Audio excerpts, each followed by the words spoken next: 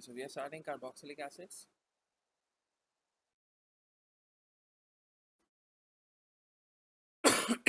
Carboxylic acids को organic acids भी कहते हैं, ये वीक होते हैं जनरल। का जनरल फार्मूला होता है CnH2n+1 COOH, जिसमें से फंक्शनल ग्रुप इनका क्या है COO। इसको हम कैसे लिखते हैं, एक ऑक्सीजन के साथ कार्बन डबल बॉन्डेड होता है और दूसरे ऑक्सीजन के साथ कार्बन सिंगल बॉन्डेड, और जितने भी कार्बोक्सिलिक एसिड है उनके एंड पे आता है ओरिक एसिड। इसमें जो बात समझने की है वो ये है कि इसका जो जनरल फार्मूला है उसी के अंदर एक कार्बन ऑलरेडी है, ठीक है। तो अगर आप n जो है वो if you put n is equal to 1, sir आपकी स्क्रीन शो नहीं हो रही।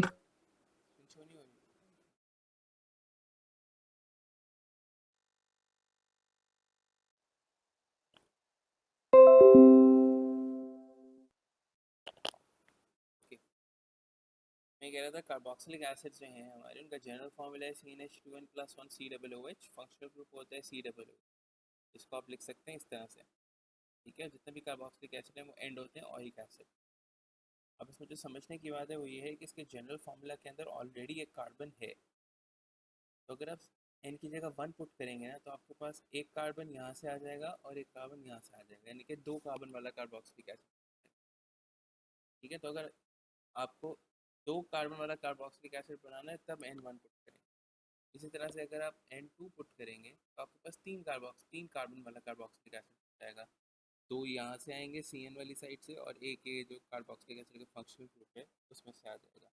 इसका मतलब ये है कि जो भी आपने कार्बोक्सिलिक एसिड का जो भी मेंबर बनाना है ये सोच के बना, तो यानी कि अगर मुझे एक कार्बन वाला कार्बोक्सिलिक एसिड बनाना है तो मुझे स्टार्ट करना पड़ेगा n इज इक्वल टू 0 से। जब मैं n0 पुट करूँगा तो मेरे मॉलिक्यूलर फार्मूला बना रहे हैं इसका, तो ये वाली साइड ये 0 हो जाएगा, 600, ये n की जगह 0, 2 0s are 0 +1, यहाँ से एक हाइड्रोजन बच जाएगा और COOH ऐसे आ जाएगा। ये होगा मॉलिक्यूलर फार्मूला। इसका डिस्प्लेड फार्मूला बनाऊँ मैं तो COOH का तो यही होता है, एक ऑक्सीजन के साथ डबल बॉन्ड और एक के साथ सिंगल। O और H के दरमियान में भी बॉन्ड आपको दिखाना पड़ेगा। ये स्ट्रक्चरल फार्मूला है, कंडेंस फार्मूला, और उसके बाद आता है नेम। एक कार्बन वाला कार्बोक्सिलिक है तो ये मेथ से स्टार्ट होगा, ओरिक एसिड है,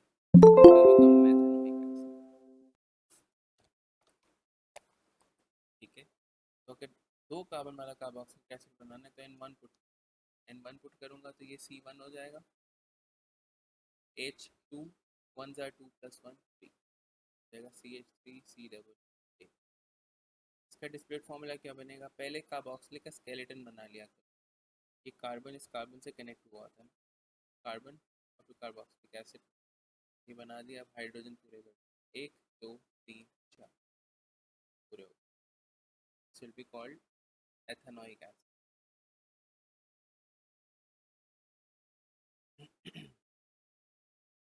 n is equal to 2 put करेंगे तो 3 कार्बन वाला कार्बोक्सिलिक एसिड बन जाएगा, that would be C2H5 COOH। Again skeleton बनाओ, पहले 2 कार्बन ही है, तीसरा ही है, 3 कार्बन का स्केलेटन बना दिया मैंने, OOH बन गया, ये भी लगा दिया। अब हाइड्रोजन पूरे करने हैं तो 1 2 3 4 1 2 3 4, ये बॉन्ड्स हाइड्रोजन खुद ही पूरे हो, ये मेरा बन जाएगा प्रोपेनोइक एसिड। इसी तरह से ब्यूटानोइक एसिड भी बनता है। तो इस चीज़ में इसमें डिफरेंट बात यही है कि आपको अगर 2 कार्बन वाला कार्बोक्सिलिक एसिड बनाना है तो n1 पुट करोगे जनरल फार्मूला में, अगर 3 वाला बनाना है तो n2 पुट करोगे, 4 वाला बनाना है तो n3 पुट, एक पीछे चलेगा ये, ठीक है। अच्छा, उसके बाद आते हैं कि आयोनाइजेशन।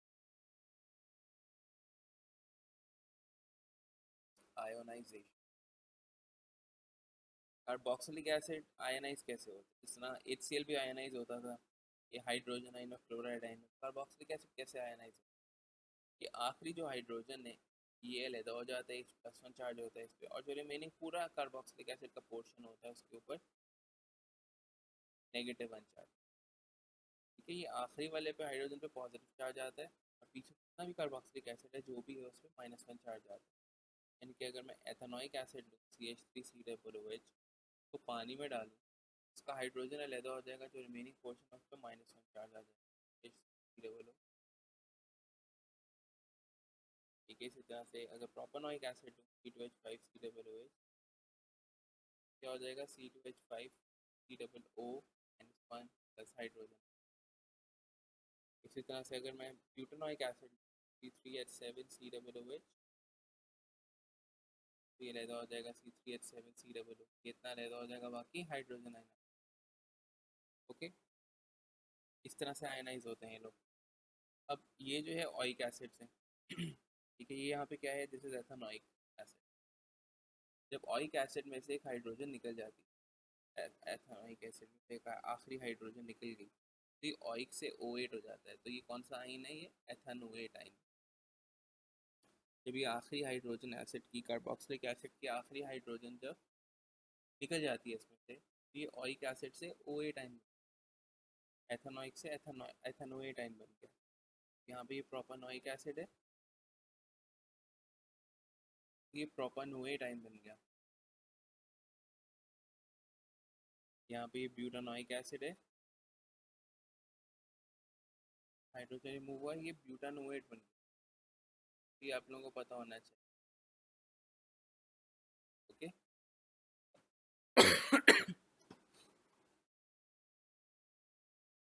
ओके, सबसे पहले आते हैं इसकी प्रिपरेशन पे। प्रिपेयर कैसे करते हैं कार्बोक्सिलिक एसिड्स को, एल्कोहल्स की ऑक्सीडेशन करते हैं तो कार्बोक्सिलिक एसिड बन जाता है। एल्कोहल्स की ऑक्सीडेशन करें, एल्कोहल्स में ऑक्सीजन डालें तो कार्बोक्सिलिक एसिड बनता है और साथ में वाटर निकलता है। ठीक है, और ये ऑक्सीजन कहाँ से आती है, ये अक्सर आपसे पूछा जाता है कि एथेनॉल से एथेनॉइक एसिड बना रहे हैं तो बताएं कि रिएजेंट कौन सा यूज़ होगा। तो ये ऑक्सीजन कहाँ से आती है, potassium manganate. It is use as an oxidising agent. ठीक है, तो लेट्स से एथेनॉल लेता हूँ अगर मैं C2H5OH, इसकी ऑक्सीडेशन करता हूँ तो एथेनॉइक एसिड बनेगा। एथेनॉइक वुड बी CH3COOH और साथ में वाटर। ठीक हो गया। अक्सर आपसे पूछ लेता है वो कि ब्यूटानोल से ब्यूटानोइक एसिड बनाना है तो बताओ कौन सा रिएजेंट यूज़ होगा। आपसे भी पूछ सकता है वो कि ब्यूटानोल रिएक्ट कर रहा है पोटेशियम मैंगनेट के साथ तो बताओ क्या बनेगा, आप बताएंगे ब्यूटानोइक एसिड। इस तरह से अल्कोहल के ऑक्सीडेशन करते हैं तो उतने ही कार्बन वाला कार्बोक्सिलिक एसिड बनता है। Yes it is. ऑक्सीजन जो है वो एयर से भी आ सकती है, लेकिन जब वो रिएजेंट बोलता है ना तो रिएजेंट में बच्चे कंफ्यूज हो जाते हैं। रिएजेंट का मतलब है कि रिएक्टेंट, तब आप KMnO। ठीक है, अच्छा उसके बाद कार्बोक्सिलिक एसिड्स के रिएक्शंस पे आते हैं तो काफ़ी सारे हैं। सबसे पहले इसके रिएक्शंस, सबसे आसान वाला पहले करते हैं, जिस कंबस्ट। कार्बोक्सिलिक एसिड भी ऑक्सीजन के साथ बर्न होते हैं तो कार्बन डाइऑक्साइड और वाटर। लेट्स से मैंने C2H5COO प्रोपेनॉइक एसिड इसको आग लगाई, कार्बन डाइऑक्साइड और वाटर बना। अब इसको बैलेंस करें, अब कार्बन आपको सारे काउंट करने हैं। अब अक्सर बच्चे ये लेफ्ट वाले दो करके बैठ जाते हैं, ये वाला देखते ही नहीं। तो दो और एक, 3 कार्बन है, ये 3 कार्बन राइट। हाइड्रोजन कितने हैं, 5 ये हैं और एक ये है, 6 हाइड्रोजन है लेफ्ट, हाइड्रोजन राइट। ऑक्सीजन कितने हो गए, 3 2 6 और 3 9, राइट पे 9 है, ये राइट पे 9 है, यहाँ पे कितने, 2 ये। मुझे इसको 7 बनाना पड़ेगा इस ऑक्सीजन, इसको मैं मल्टीप्लाई करूँगा 7/2, मेरा बैलेंस। इसकी बैलेंसिंग में बस ध्यान रखना पड़ेगा, ऑक्सीजन एटम्स और कार्बन एटम्स थोड़े स्कैटर्ड हो। उसके बाद इसके रिएक्शंस आते हैं एज एज एन एसिड। ठीक है, तो जितने भी एसिड्स के रिएक्शन है वो सारे ये देता है। सबसे पहला रिएक्शन होता है, हमें पता है मेटल और एसिड रिएक्ट करते हैं, सॉल्ट और हाइड्रोजन बनता है। सॉल्ट जो है वो कैसे बनता है, एसिड मेटल हिट करता है एसिड के नेगेटिव आयन, अब लेट से मैं मैग्नीशियम ले रहा हूँ और मैंने एसिड के साथ रिएक्ट करवाया एथेनोइक एसिड। सॉल्ट कैसे बनेगा? मेटल हिट करेगा एसिड के नेगेटिव आयन। नेगेटिव आयन कौन सा होता है? इस हाइड्रोजन के अलावा जो रिमेनिंग पोर्शन। मैग्नीशियम पे +2 चार्ज है, CH3COO इस पे -1 चार्ज होता है।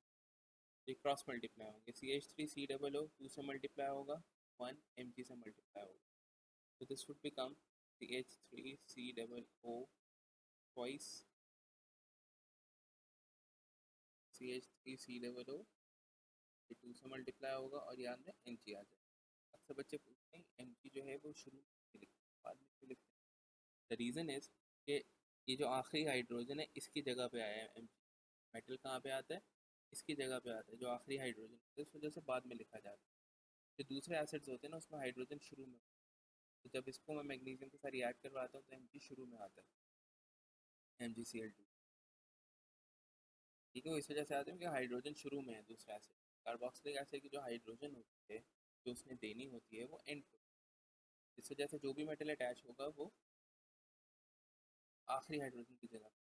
साथ में आपकी हाइड्रोजन गैस निकलेगी, इसको बैलेंस कर, तो ये CH3COO 2 है, यहाँ पे 1 है।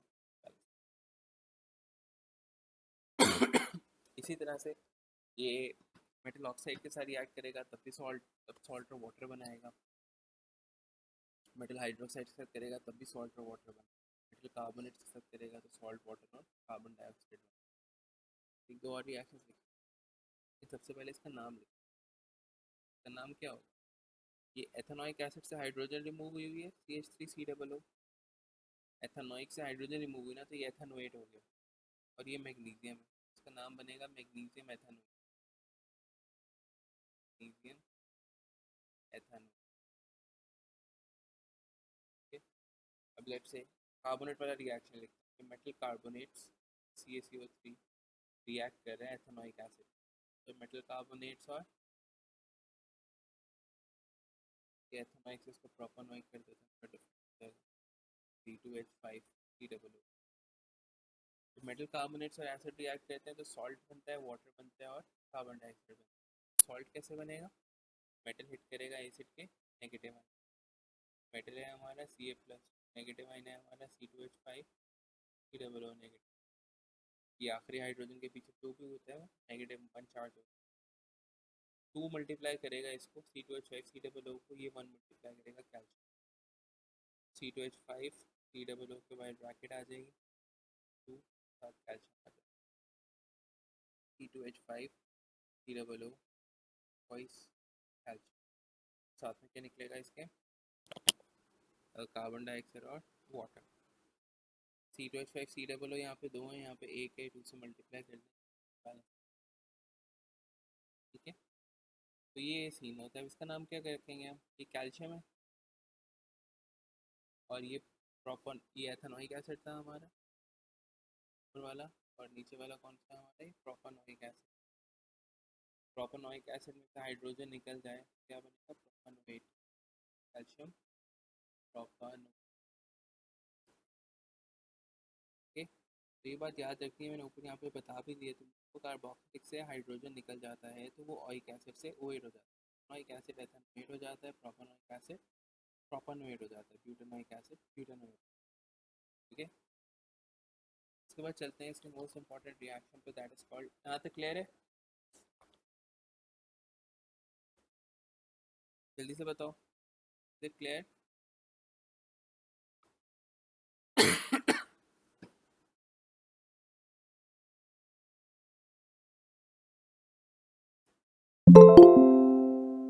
छह लोगों ने नहीं बताया अभी तक, 4-5 बताया, बाकी लोग प्लीज जल्दी से बताओ यार ताकि आगे चले।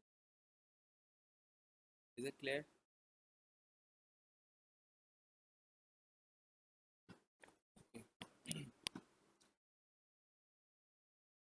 अच्छा आगे चलते हैं। अब हम आते हैं esterification.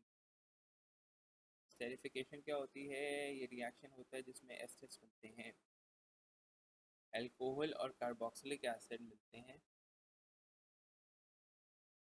Alcohol and carboxylic acid join together to form ester and water।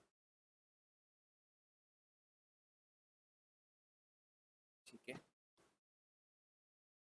कोई भी अल्कोहल किसी भी कार्बोक्सिलिक एसिड के साथ रिएक्ट कर सकता है। अब बेसिक आइडिया क्या है वो देख लेते हैं। लेट्स से मेरे पास एथेनॉल है C2H5OH and I have propanoic acid C2H5CO। Ester बनता कैसे है? कार्बोक्सिलिक एसिड का OH और अल्कोहल का H, ये मिलके बना देते हैं वाटर। ठीक है,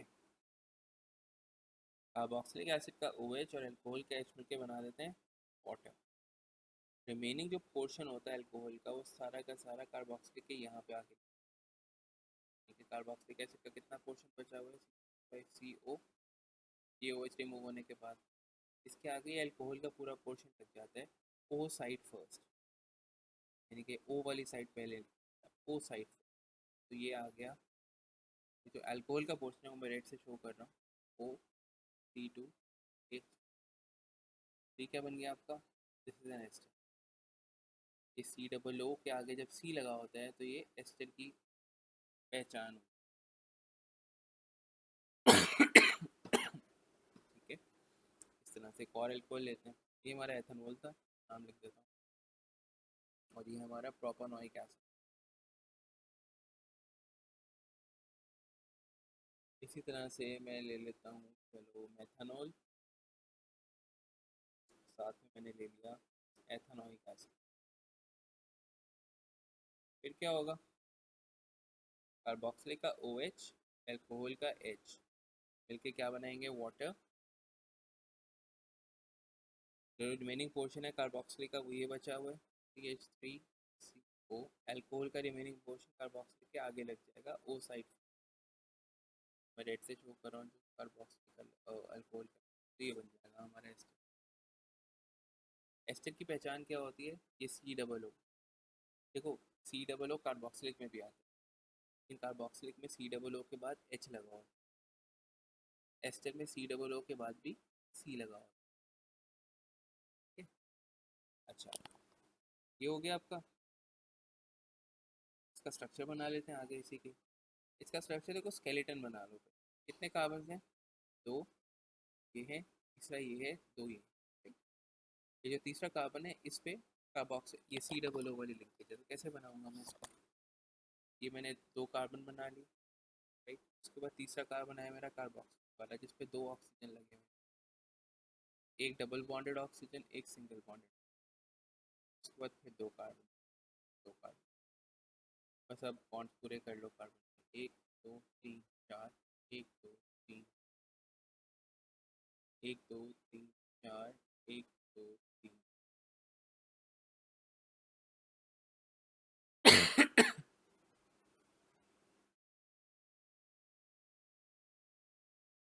इसी तरह से नीचे वाले, ये कार्बन है, बना लिया। इसके बाद ये एक और कार्बन है, ये भी बना लिया। इस कार्बन पे दो ऑक्सीजन लगी हुई है, एक डबल बॉन्डेड है ऑक्सीजन, एक सिंगल बॉन्डेड है। उसके बाद फिर एक कार्बन, ये बना। अब बस बॉन्ड्स पूरे कर, एक, दो, तीन, चार, एक, दो।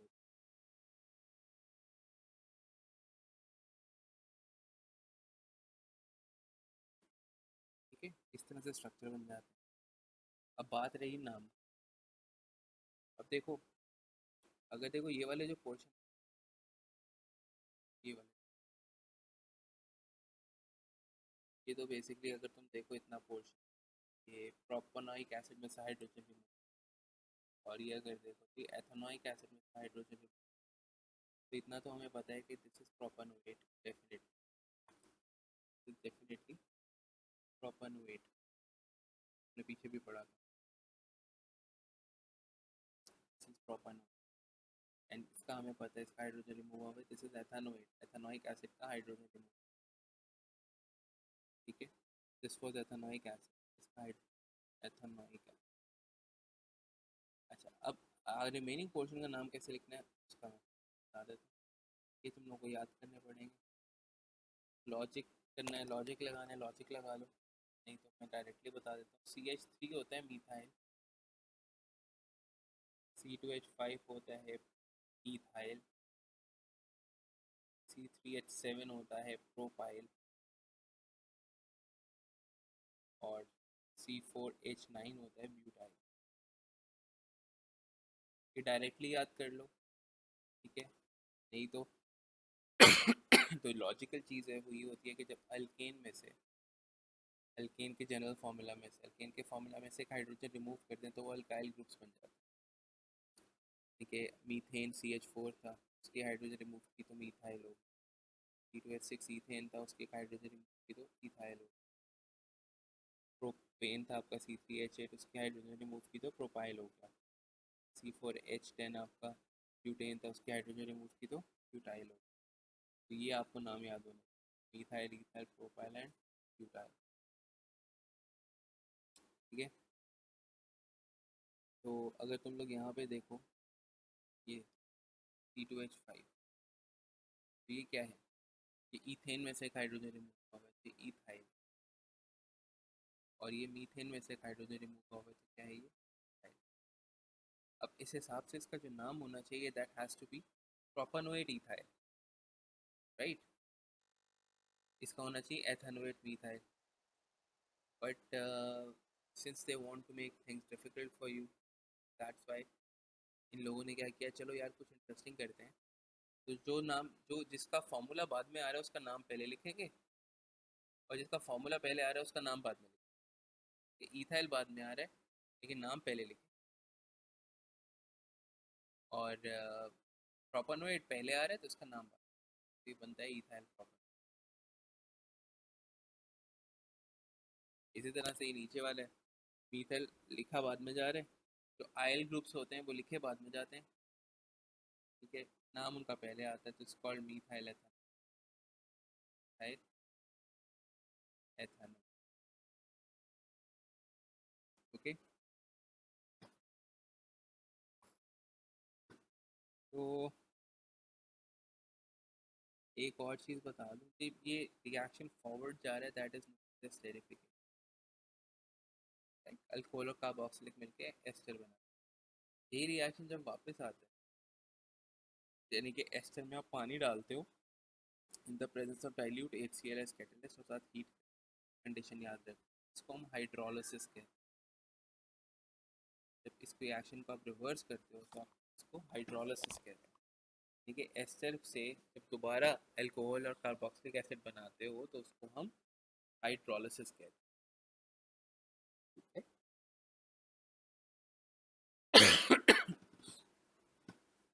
या आई थिंक डायरेक्टली क्वेश्चंस कर,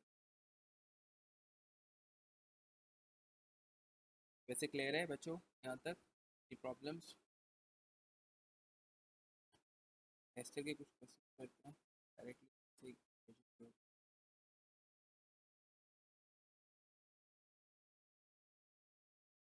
बच्चों क्लियर है।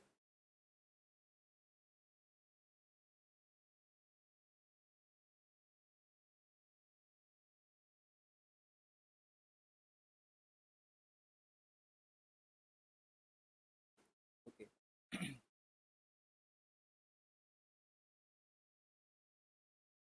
अब ये देखो, ये उसने एक क्या दिया हुआ है, give the names and formula of the two compounds form ester ethyl propanoate is hydrolyse, इसको हाइड्रोलाइज किया, यानी कि इसको हाइड्रोलाइज करने का मतलब ये है कि ये अपने वापस कार्बोक्सिलिक एसिड और उसमें कन्वर्ट हो जाएगा अल्कोहल में। तो कार्बोक्सिलिक एसिड से क्या रिमूव हुआ होता है, OH। ये C डबल बॉन्ड ओ कहाँ से आता है, जो C डबल बॉन्ड ओ है ये वाला, ये कहाँ से आता है, कार्बोक्सिलिक से आता है। तो अगर मैं इसको जब मैं तोड़ूंगा, जब ये वापस ऐसे टूटेगा, यहाँ से टूटेगा, कार्बोक्सिलिक एसिड का OH वापस आ जाएगा, इस अल्कोहल का H वापस, क्योंकि यही यहीं से यहाँ से OH और यहाँ से H निकलते हैं तो वाटर निकलता था, अब वाटर वापस अटैच हो जाएगा, ठीक है। तो कौन सा कार्बोक्सिलिक एसिड है, 3 कार्बन का, क्या बनेगा आपका प्रोपानोइक एसिड, इसकी हाइड्रोलिसिस करेंगे, और ये कितने कार्बन वाला अल्कोहल है, 2 वाला, तो दिस इज कॉल्ड एथेनॉल। और इसका फॉर्मूला क्या होगा, प्रोपानोइक एसिड का फॉर्मूला होता है C2H5COOH, और एथेनॉल का फॉर्मूला होता है C2H5। तो जब ये जो एस्टर वाला लिंक होता है C डबल बॉन्ड O, ये यहाँ से टूटता है, अगर इसको तोड़ना हो, देखना हो ना कि कौन सा कार्बोक्सिलिक एसिड है, तो यहाँ से टूटेगा, क्योंकि कार्बोक्सिलिक से OH रिमूव होनी है, अल्कोहल से H रिमूव, कार्बोक्सिलिक का OH वापस आ जाएगा, अल्कोहल का H वापस। ठीक है,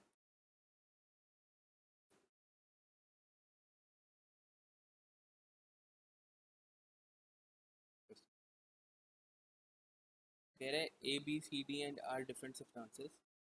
ठीक है, दिया हुआ इसमें आपको 4 कार्बन वाला कार्बोक्सिलिक एसिड दिया हुआ, दिस इज ब्यूटानोइक एसिड।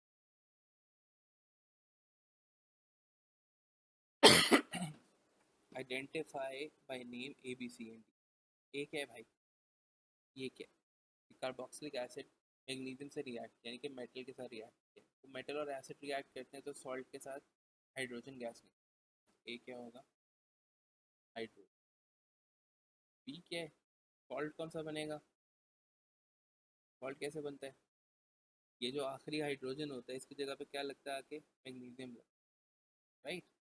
अगर मैं इसको फॉर्मूला लिख ही देता हूँ, सी ब्यूटानोइक एसिड का फॉर्मूला होता है C3H7 COOH। मैग्नीशियम के साथ रिएक्ट करेगा, मेटल हिट करेगा एसिड के नेगेटिव आयन को। एसिड का नेगेटिव आयन क्या होता है? C3H7 COO और साथ में इसके ऊपर चार्ज +2, तो यहाँ आएगा 1, यहाँ जाएगा, तो ये बनेगा C3H7 COO वाइस मैग्नीशियम का फॉर्मूला क्या होगा? ब्यूटानोइक से हाइड्रोजन रिमूव हुई हुई है, ये ब्यूटानोएट और ये मैग्नीशियम ब्यूटानोएट। ये इतना लिखने की ज़रूरत नहीं है, हमें को वैसे पता होना चाहिए कि सॉल्ट कैसे बनना है। जो भी सॉल्ट है, जो भी आपका मेटल है, उसका नाम आएगा, और साथ में जो एसिड है बस उसका ऑइक से ओएट होता है। ब्यूटानोइक एसिड है तो वो ब्यूटानोएट होता है, एथेनोइक एसिड होता है तो एथेनोएट होता है, उसकी हाइड्रोजन रिमूव हो जाती है, उसका नाम होगा मैग्नीशियम। अब वो कह रहे हैं ये सी क्या है? अब क्या हुआ, एसिड को हीट किया आपने, मैग्नीशियम कार्बोनेट के साथ रिएक्ट, मेटल कार्बोनेट और एसिड रिएक्ट करते हैं तो सॉल्ट बनता है, वाटर बनता है और कार्बन डाइऑक्साइड बनती है। तो लिक्विड वाटर होगा, गैस कार्बन डाइऑक्साइड होगा। सी क्या है हमारा? Carbon dioxide. उसने कहा है आइडेंटिफाई बाय नेम, यहाँ पे तो नाम लिखते हैं, फॉर्मूला नहीं लिखते। डी क्या है वो कह रहे हैं। अच्छा, इसके बाद ब्यूटानोइक एसिड को एथेनॉल के साथ रिएक्ट, ब्यूटानोइक एसिड को एथेनॉल के साथ रिएक्ट किया है, ठीक है, और एक लिक्विड डी बना है और ऑर्गेनिक लिक्विड डी बना है। तो अल्कोहल और कार्बोक्सिलिक एसिड रिएक्ट करते हैं तो दो चीज़ें बनती हैं, वाटर और एस्टर। तो ऑर्गेनिक लिक्विड एस्टर होगा, डी क्या होगा? वाटर।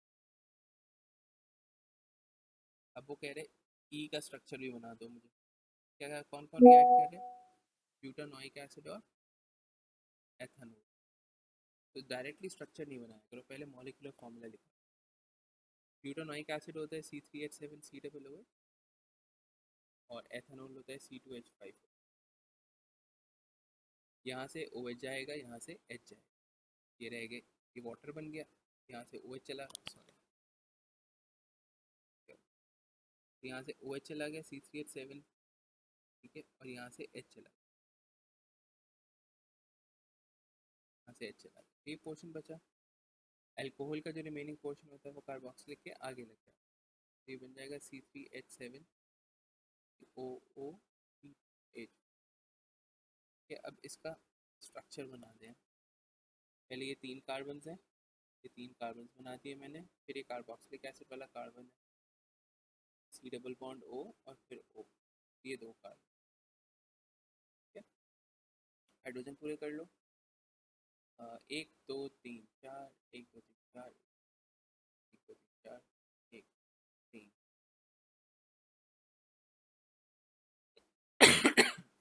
जब उसने बोला होता है ना स्ट्रक्चर, तो आप ये डिस्प्लेट फार्मूला भी बना सकते हो, और उसने समटाइम्स वो CH3CH2 करके भी बना, वो भी बना सकते हो। अब इसका नाम क्या होगा? तो ये वाला पोर्शन क्या होता है? C2H5 इज इथाइल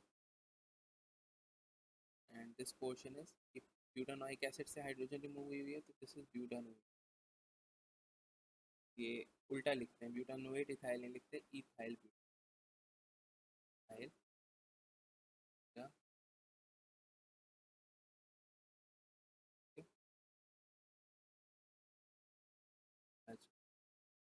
एक क्वेश्चन कंप्लीट करने का कह रहा है। तो ये मेथानोइक एसिड है, एक कार्बन वाला कार्बोक्सिलिक मेटल कार्बोनेट से रिएक्ट कर रहा है तो सॉल्ट बना है, कार्बोनेट के साथ साथ वाटर बनता है और कार्बन डाइऑक्साइड बनता है, तो बैलेंस करता है।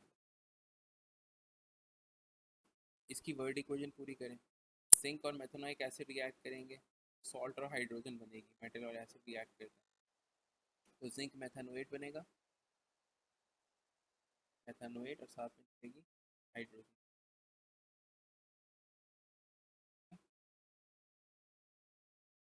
अच्छा अच्छा, ये वाला प्रोपिनोइक, ये प्रोपिनोइक है, this is not propanoic, this is propanoic. देखो प्रोपानोइक ही पढ़ा है ना हमने, एन का मतलब होता है सिंगल बॉन्ड है, अल्केन है, अल्केन है, कार्बन चेन के अंदर सारे सिंगल बॉन्ड, लेकिन उसने प्रोपिनोइक एसिड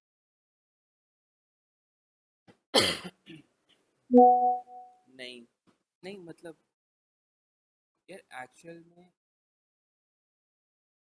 में कार्बोक्सिलिक से हुआ जाता है, ठीक है, स्ट्रक्चर तो सेम बन जाएगा, तो सेम ही, लेकिन कॉन्सेप्चुअली गलत है।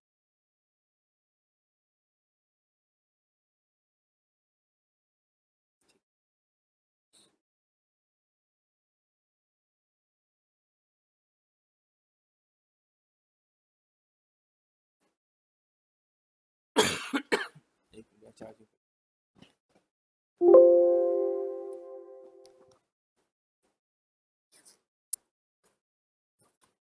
तो describe how you could show that propanoic acid is an unsaturated compound, कैसे पता चल रहा है कि प्रोपिनोइक एसिड अनसैचुरेटेड है, टेस्ट और रिजल्ट मांगे, तो डबल बॉन्ड नजर आ रहा है आपको तो एक्वस ब्रोमीन डालेंगे, ऑरेंज रेड ब्रोमीन डीकलराइज हो जाएगी।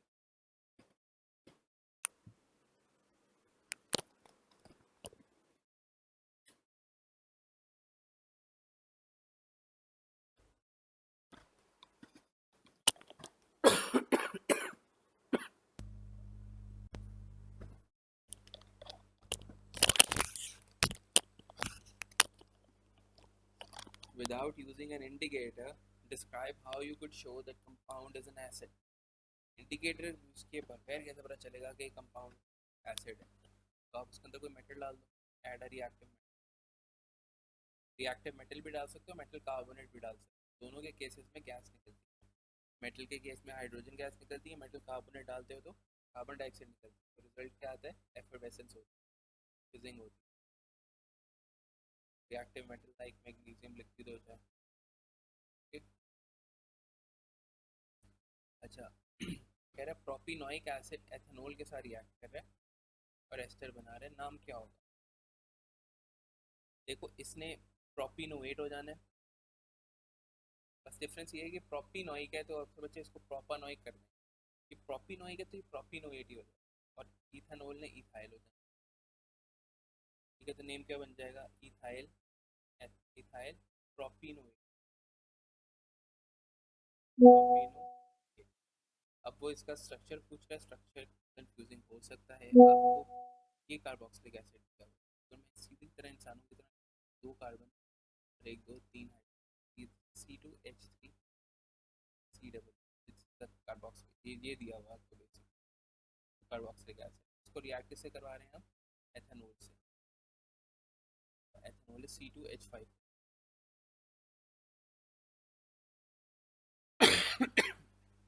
ठीक है, स्ट्रक्चर बनाने से पहले मॉलिक्यूलर फार्मूला बना लिया, कार्बोक्सिलिक से OH, अल्कोहल से H रिमूव होगा,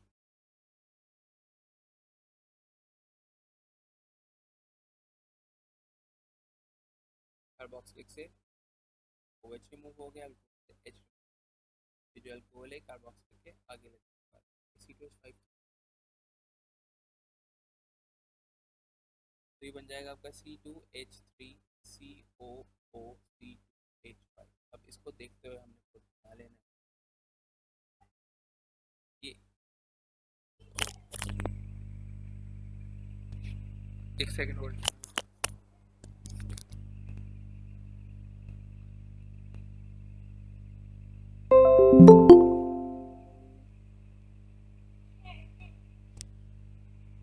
drink some water Mohammed. Okay, तो इसको स्ट्रक्चर बनाना है,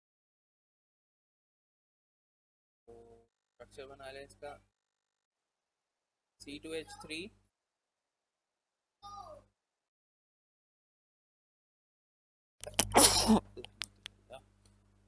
इसके बाद C00 और C2H5 C। अच्छा इसको पूरा कर लें, 1 2 3 4 1 2 3 4 ये हो गया। अब इसमें सिर्फ डिफरेंस ये है कि यहाँ पे शुरू में एक डबल बॉन्ड लगा हुआ है, जैसा यहाँ पे इसमें शो किया हुआ है, कार्बन कार्बन में डबल बॉन्ड है, तो ये आपको शो करना पड़ेगा। अब बाकी हाइड्रोजन पूरे कर लो, ये स्ट्रक्चर ओके। आगे वो कह रहे हैं explain the phrase molecular formula. Molecular formula क्या होता है? Actually the formula that shows the actual number of atoms, actual number of atoms बताता है आपको मॉलिक्यूल, शोज इस तरह की डेफिनेशन आ सकती है कि मतलब आपको समझ नहीं आता कि ये इसमें लिखना क्या है। Shows actual number of atom, spherical actual number नहीं बताता आपको, स्फेरिकल जो है वो आपको लोएस्ट रेशियो बताता है। मॉलिक्यूलर फार्मूला शोज की एक्चुअल नंबर ऑफ एटम। तो ये हमारा कार्बोक्सिलिक एसिड है। Any questions?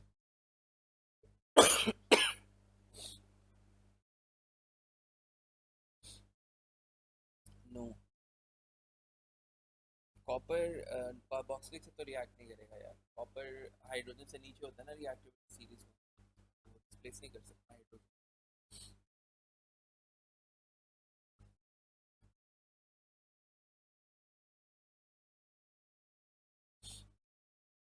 वैसे तो ये HCl के साथ भी रिएक्ट नहीं करता कॉपर, बट जो बहुत कंसंट्रेटेड होगा उसके साथ फिर भी कर लेगा, बहुत स्ट्रॉन्ग एसिड होगा तो।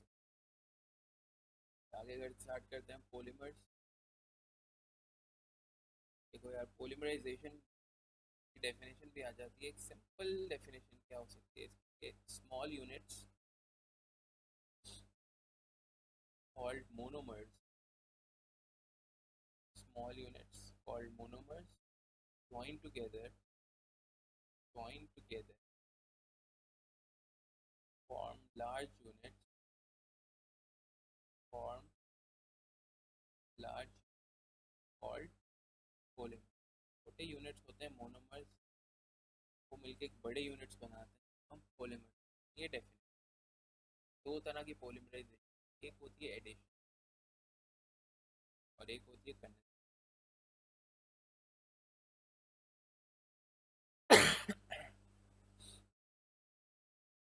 ठीक है, एडिशन पॉलीमराइजेशन जो है वो सिर्फ और सिर्फ अल्कीन्स में हैपेंस इन एल्कीन। यार वॉइस इशू तो लास्ट में भी नहीं था, मैंने हेडफोन में तो देखा था, मुझे तो नहीं आ रहा था।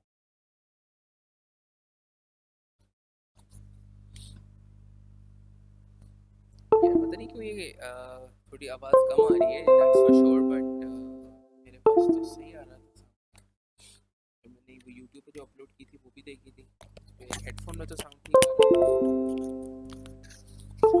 पता नहीं यार इसको क्या मसला हो गया, अच्छा खासा माइक है। मैं अभी फ़िलहाल जाके, इतना टाइम नहीं है कि मैं ले सकूँ, हेडफोन लगा कर भी आवाज़ बहुत कम आती है। मैं कल जाके लेके आता हूँ यार दूसरा हेडफोन।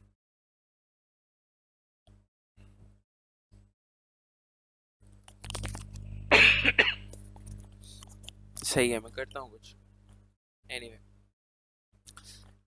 एडिशन जो है वो क्या था, मैं एडिशन पॉलीमराइजेशन एल्कीन्स में होती है, कंडेंसेशन पॉलीमराइजेशन जो है वो उसको मैं बाद में बताऊंगा। अभी बात करते हैं एडिशन की। एडिशन पॉलीमराइजेशन में क्या होता है, सेम तरह के मोनोमर्स होते हैं, इसकी डेफिनेशन आ सकती है आपको कि सेम मोनोमर्स ज्वाइन करते हैं। मैं सिर्फ आपको बुलेट पॉइंट्स बता रहा हूँ। सेम मोनोमर्स ज्वाइन करते हैं और एक प्रोडक्ट बनाते हैं, वन प्रोडक्ट इज फॉर्म। जिस तरह एडिशन में यूजुअली होता है, एडिशन रिएक्शंस जितने भी हैं, इवन अल्कीन्स के जो एडिशन रिएक्शंस दूसरे हैं उनमें भी एक ही प्रोडक्ट बनता है। फिर चीज़ें ऐड हो जाती हैं, जब चीज़ें ऐड हो जाती हैं तो प्रोडक्ट एक ही बनता है। 2+2+3 करूँगा मैं तो क्या होगा, एक ही वैल्यू आएगी। ठीक है, सेम मोनोमर्स ज्वाइन करते हैं और एक प्रोडक्ट बनाते हैं। अच्छा, ये इसकी डेफिनेशन है एडिशन की। अब लेट्स से मैंने लिया इथीन। मैंने इथीन के मोनोमर्स ले लिए। एक ही मोनोमर्स होंगे। अब इसमें ये होता है एडिशन का, सेम मोनोमर्स का मतलब ये है कि एक ही जैसी चीज़ें अटैच हो रही हो। ये इथीन के मैंने लेट से ये बहुत सारे मोनोमर्स हैं। ओके, मैंने 3 बनाए हैं, लेकिन इसके लेफ्ट पे भी मोनोमर्स हैं और इसके राइट पे भी मोनोमर्स हैं, ऐसे सोचो। ठीक है, ये इसके मोनोमर्स हैं, छोटे यूनिट्स हैं। होता क्या है, मैंने पहले भी बताया था, कार्बन कार्बन में डबल बॉन्ड टूट जाता है। कार्बन कार्बन डबल बॉन्ड टूट जाते हैं। ये जब डबल बॉन्ड टूटते हैं, अब लेफ्ट से शुरू करता हूँ मैं, तो ये डबल बॉन्ड टूट गया, ये इसका एक बॉन्ड खुल गया, इसका एक बॉन्ड खुल गया, ये डबल बॉन्ड टूट गया, इसका बॉन्ड खुल गया, इसका भी बॉन्ड ओपन हो गया, ये डबल बॉन्ड टूट गया, इसका भी बॉन्ड ओपन हो गया, इसका भी ओपन। तो ये दोनों हाथ मिला लेंगे, ये दोनों हाथ मिला लेंगे, ये जो है, जो इसके लेफ्ट पे जो चीज़ होगी उसके साथ हाथ मिला लेगी, जो इसके राइट पे चीज़ होगी इसके साथ हाथ मिला लेगी, ये स्ट्रक्चर कंटिन्यू होता जाएगा। ठीक है, सच दैट कि अगर ये n नंबर ऑफ मोनोमर्स हैं हमारे पास, तो ये स्ट्रक्चर कितनी दफ़ा रिपीट होता जाएगा, ये कितनी दफ़ा हाथ मिलते जाएंगे, n दफ़ा हाथ मिलते जाएंगे। यानी कि ये, इसको हमें इन शॉर्ट कैसे लिख सकता हूँ, इसको मैं इन शॉर्ट ऐसे लिख सकता हूँ, ऐसे। इसको मैं इन शॉर्ट कैसे लिख सकता हूँ, ऐसे। कि ये वाला पोर्शन है जो बार बार रिपीट होता जाएगा। ठीक है, जितने भी मोनोमर्स होंगे उतनी दफ़ा रिपीट होगा। ठीक है, ये n नीचे लिख दिया मैंने, n मोनोमर्स होंगे तो ये n दफ़ा रिपीट होगा। ठीक है, ये मैंने इथीन से क्या बनाया है, पोली इथीन। ठीक है, इथीन अकेला एक मोनोमर है, जब बहुत सारे इथीन मिलते हैं तो क्या बन जाता है, पोली इथीन। लिटरली ये carbon carbon double bond open होता है, ये अपने हाथ खोलते हैं और अपने हाथ जोड़ते हैं तो पॉलीमर बन जाता है। ठीक है, लेकिन अभी ये जो मैंने बनाया है आप लोगों के सामने, ये पोलीथीन है विद 1 रिपीट यूनिट। कितने रिपीट यूनिट्स हैं इसमें, 1 रिपीट यूनिट। अगर वो आपको कहता है कि पोलीथीन का स्ट्रक्चर बनाओ विद 2 रिपीट यूनिट्स, तो आप इसी स्ट्रक्चर को एक दफ़ा रिपीट करके लिख दोगे। ये मेरे पास अभी ये 1 रिपीट यूनिट है। ठीक है, इसको मैं एक दफ़ा और लिख दूँ तो ये मेरा 2 रिपीट यूनिट वाला स्ट्रक्चर होता है, पॉलीमर।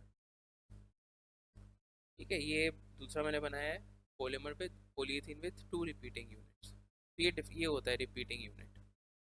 समटाइम्स आपको ये भी कहता है कि आपको पॉलीमर पकड़ा देगा, ये पॉलीमर पकड़ा दिया उसने, कहेगा इसका रिपीट यूनिट फाइंड करो, इसका रिपीट यूनिट लिख दो। तो आप कैसे लिखोगे, आप देखोगे कौन सा पोर्शन रिपीट हो रहा है।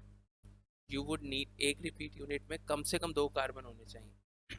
इट्स इंपॉर्टेंट ना, 2 कार्बन तो होंगे, डबल बॉन्ड 2 कार्बन में होता है, वो ब्रेक होगा तो एटलीस्ट 2 कार्बन आपको चाहिए होते हैं।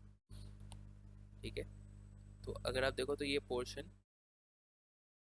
रिपीट हो रहा है, इसका रिपीट यूनिट क्या होगा। अगर ऐसे पॉलीमर दिया और आपसे रिपीट यूनिट फाइंड करने का बोले तो इसका रिपीट यूनिट आप ऐसे फाइंड कर सकते हैं, लाइक दिस।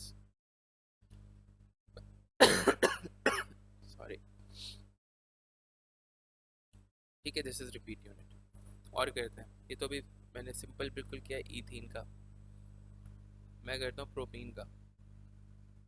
प्रोपीन होता है हमारे पास CH2 डबल बॉन्ड CH3। ठीक है,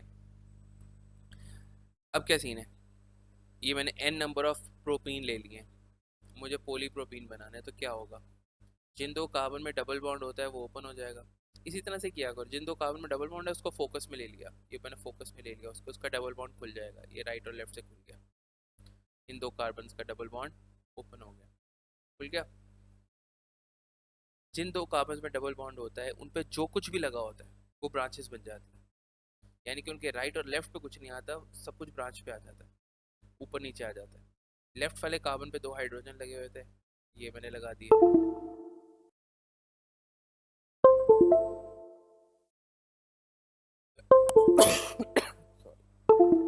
लेफ्ट वाले कार्बन पे 2 हाइड्रोजन लगे हुए थे, वो मैंने लगा दिए। और राइट वाले कार्बन पे एक हाइड्रोजन लगा हुआ है और एक CH3 आ रहा है, तो ये मैंने लगा दिया। n नंबर ऑफ है, इसका पॉलीमर बनाना है तुमने, प्रोपीन से पॉलीप्रोपीन बनाना है। तुम इसको इवन यहाँ पे भी छोड़ सकते हो, लेकिन ब्रैकेट भी लगा सकते हो, ये ऐसे। ये जो बॉन्ड्स होते हैं ये थोड़े से ब्रैकेट से बाहर आने चाहिए। ये बॉन्ड्स को कहते हैं हम एक्सटेंशन बॉन्ड्स, इनका मार्क होता है ये बनाने का। रिपीटिंग यूनिट में ब्रैकेट नहीं आती, पॉलीमर में ब्रैकेट आती है, और पॉलीमर भी मैंडेटरी नहीं है, ठीक है। It's just to differentiate between a polymer and a repeating unit. Repeating unit तो एक यूनिट है ना, उसमें ब्रैकेट की जरूरत नहीं है, ठीक है। इवन पॉलीमर में भी आपको नजर नहीं आएगी ब्रैकेट लगी हुई। अब ब्रैकेट के बगैर मतलब भी कर सकते हो, एन और ब्रैकेट नहीं लिखो, बॉन्ड शो कर दो, एक्सटेंशन बॉन्ड्स, चल जाता है काम। इसी तरह से लेट से मैं ब्यूटवानीन लेता हूँ। ब्यूटवानीन का मतलब है डबल बॉन्ड यहाँ पे होगा शुरू, CH2CH3,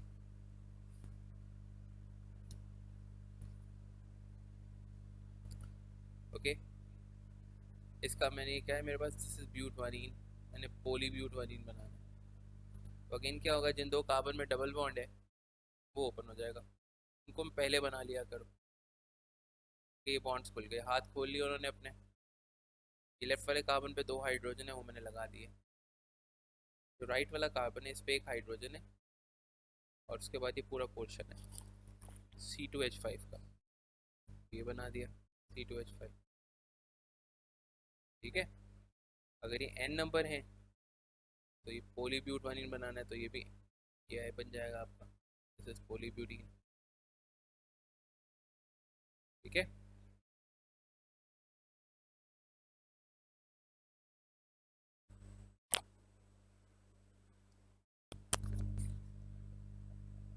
इसी तरह से अगर ब्यूट टू इन हो, ब्यूट टू इन का मतलब ये है कि डबल बॉन्ड सेंटर में चला गया, सेंटर वाले दो कार्बन में। अब क्या होगा, अगेन ये दो कार्बन हैं जिनमें डबल बॉन्ड है, ये ओपन हो जाएगा राइट और लेफ्ट से। ये वाला जो कार्बन है लेफ्ट वाला, इस पे एक हाइड्रोजन और एक CH3 है, वो ब्रांचेस बन जाएंगी। राइट वाले कार्बन पे भी एक H और एक CH3 है, वो भी ब्रांचेस बन जाएंगी, ठीक है। ये आपने ब्यूटीन से पोलीब्यूटीन बना दिया। फिर ये ब्यूटूइन है, बस डिफरेंस ये है, ओके। एडिशन के कुछ क्वेश्चंस करते हैं, एडिशन पॉलीमर्स के साथ साथ ही कर लेते हैं, कंडेंसेशन करेंगे तो उसके भी साथ साथ ही कर लेंगे।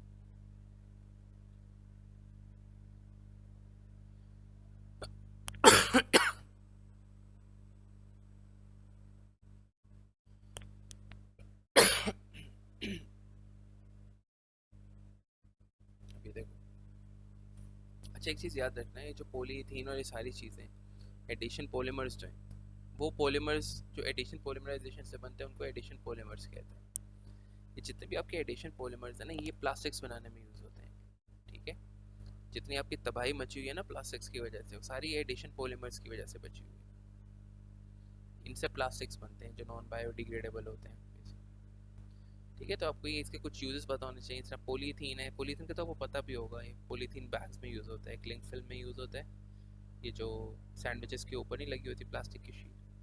और इसके अलावा पॉलीथीन बैग्स होते हैं, पॉलीथीन बैग्स जो शॉपर होते हैं वन टाइम यूज़, वो सारे इसी से बनते हैं। एनीवे अभी देखो, उसने क्या कहा है, ये कोई मोनोमर है, डबल बॉन्ड है क्लियरली, तो कह रहे हैं इसका स्ट्रक्चर फॉर्मूला बनाओ पॉलीमर का। तो कुछ भी नहीं करना है यार, ये डबल बॉन्ड टूटेगा, ये राइट और लेफ्ट से ओपन हो जाएगा, ये पॉलीमर बन गया आपका, यकीन करो, और कुछ भी नहीं, दैट्स इट, इतनी सी कहानी। अब वो क्या कह रहे हैं, अब उसने पॉलीमर दिया हुआ है और वो कह रहे हैं भाई मोनोमर बना दो। मोनोमर में क्या होता है, ये जो हाथ खुले हुए हैं ये वापस आ जाते हैं, ये जो बॉन्ड ओपन है ये वापस आ जाएगा, ये दोनों बॉन्ड वापस आ जाएंगे इनके। तो क्या बन जाएगा, ये CH में यहाँ पे डबल बॉन्ड आ जाएगा वापस, CH3 CH3, ये मोनोमर बन गया। मोनोमर में बॉन्ड वापस आ जाएंगे, पॉलीमर में बॉन्ड खुल जाते हैं।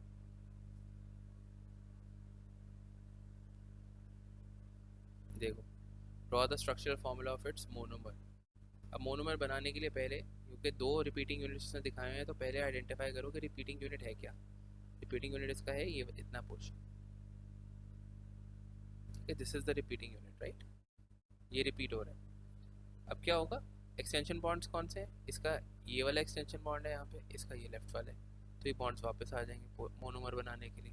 ये बॉन्ड सारे, ये दोनों बॉन्ड वापस आ जाएंगे राइट और लेफ्ट के, ये वाला भी और ये वाला भी। पॉलीमर क्या बनेगा, CH2 double bond CH O COCH3। Doesn't really matter कि कंपाउंड क्या बना हुआ है, हमारा कंसर्न ही नहीं, हमने तो बॉन्ड वापस लेकर आने या खोलने, दैट्स इट। एडिशन क्लियर है?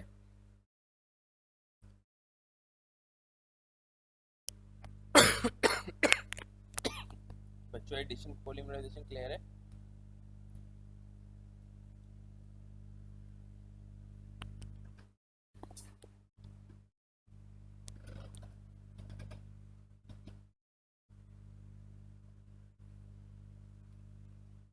ओके, अच्छा भाई, आगे आती है कंडेंसेशन पॉलीमराइजेशन,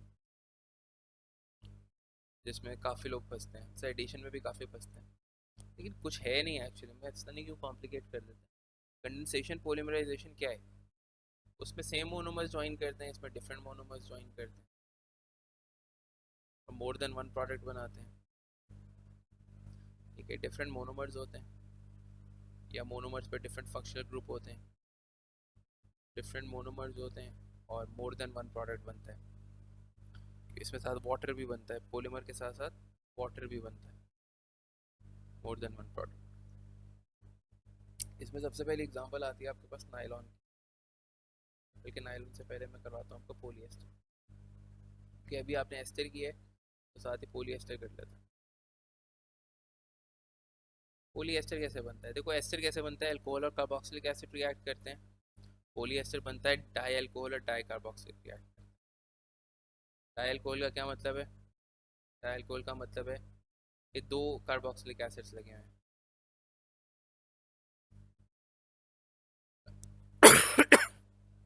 कहाँ पे,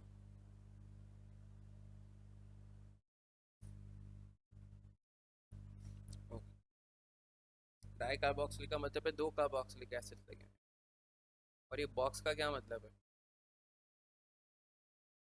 बॉक्स का मतलब है कार्बन चेन्स, यानी कि अब हमें नहीं पता कितनी सारी हैं, तो इतनी सारी बनाने से बेहतर है क्या बना दिया मैंने, डब्बा बना दिया। ठीक है, that's what the box means. ये है di carboxylic, this is di carboxylic, क्योंकि दोनों तरफ कार्बोक्सिलिक लगा हुआ है, ये रिएक्ट करता है डाई अल्कोहल से, OH OH। ठीक है, और वैसे इनके n नंबर ऑफ यूनिट्स होते हैं, बहुत सारे यूनिट्स होते हैं कि जो रिएक्ट कर रहे हैं, n नंबर ऑफ। देखो कहानी वही रहेगी जो हमने पहले भी की है, कार्बोक्सिलिक एसिड से OH रिमूव होता है, अल्कोहल से H रिमूव होता है, कार्बोक्सिलिक एसिड से OH रिमूव होता है, अल्कोहल से H रिमूव होता है, जो रिमेनिंग पोर्शन बचा वो क्या बचा, यहाँ से C डबल बॉन्ड O, यहाँ से OH रिमूव हुआ, यहाँ से H रिमूव हुआ, ये पोर्शन इसके आगे आगे कनेक्ट हो गया। ये बॉक्स आ गया, इसके बॉक्स को मैंने शेड कर दिया जस्ट टू डिफरेंशिएट कि इसका बॉक्स, ये राइट पे भी O रह गया, यहाँ से लेफ्ट पे ये C डबल बॉन्ड O रह गया। ये आ गया इसका एक रिपीट यूनिट। ओके, ये एक रिपीट यूनिट है। जो आपके कंडेंसेशन पॉलीमर होते हैं उसके आप एटलीस्ट दो रिपीट यूनिट्स तो लिख लेते हैं। ठीक है, तो आप यहाँ से दोबारा रिपीट यूनिट लिखना शुरू करूँगा, मैं यहाँ से दोबारा लिखना शुरू कर रहा हूँ, C double bond O box, C double bond O, जो रेड में है वो दूसरा रिपीट यूनिट है, फिर शेडेड और फिर O, there you go। ये आपका बन गया पोलिएस्टर, इसको हम टेरिलीन भी कहते हैं। और ये जो C डबल O है मैंने आपको बताया था, ये जो C डबल O होता है, सॉरी, ये C double O, this is called ester linkage, this is called ester linkage, ये एस्टर लिंकेज कहलाती है। ठीक है, क्योंकि बहुत सारी एस्टर लिंकेजेस हैं, that's why it's called polyester. Okay, और साथ में ऑब्वियसली 2NH2O बनता है, वाटर निकल रहा होता है। ओके, तो ये पॉलीएस्टर है। कार्बोक्सिलिक से OH, अल्कोहल से H। अब जो अगला बनाएंगे उसमें भी कार्बोक्सिलिक से OH ही जाना है और दूसरा जो भी चीज़ होगी उसमें से H जाना है। पीछे दूसरा हम क्या बनाने लगे हैं, दूसरा हम बनाने लगे हैं nylon.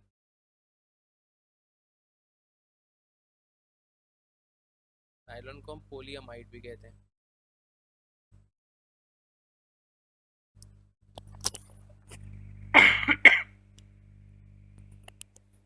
Yes, this is a esterification, but poly esterification। Polymers है ना, पॉलीमराइजेशन हो रही है।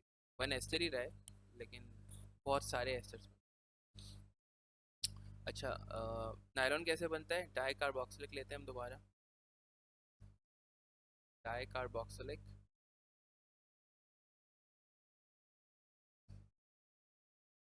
डाई कार्बोक्सिलिक, और इसमें आती है साथ में डाई अमाइन। अमाइन क्या होती है? NH2। NH2, ठीक है।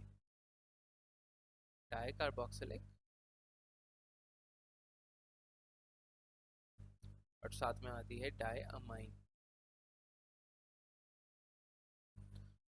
अच्छा, अब फिर वही होगा, कार्बोक्सिलिक एसिड से OH जाएगा और जो दूसरी चीज़ है उससे H जाएगा। यहाँ से OH जाएगा, यहाँ से H जाएगा। बचा क्या हमारे पास? यहाँ से C डबल बॉन्ड O, यहाँ से भी C डबल बॉन्ड O। ये डायरेक्टली कनेक्ट होगा इसके साथ जाके, ये बन गया NH।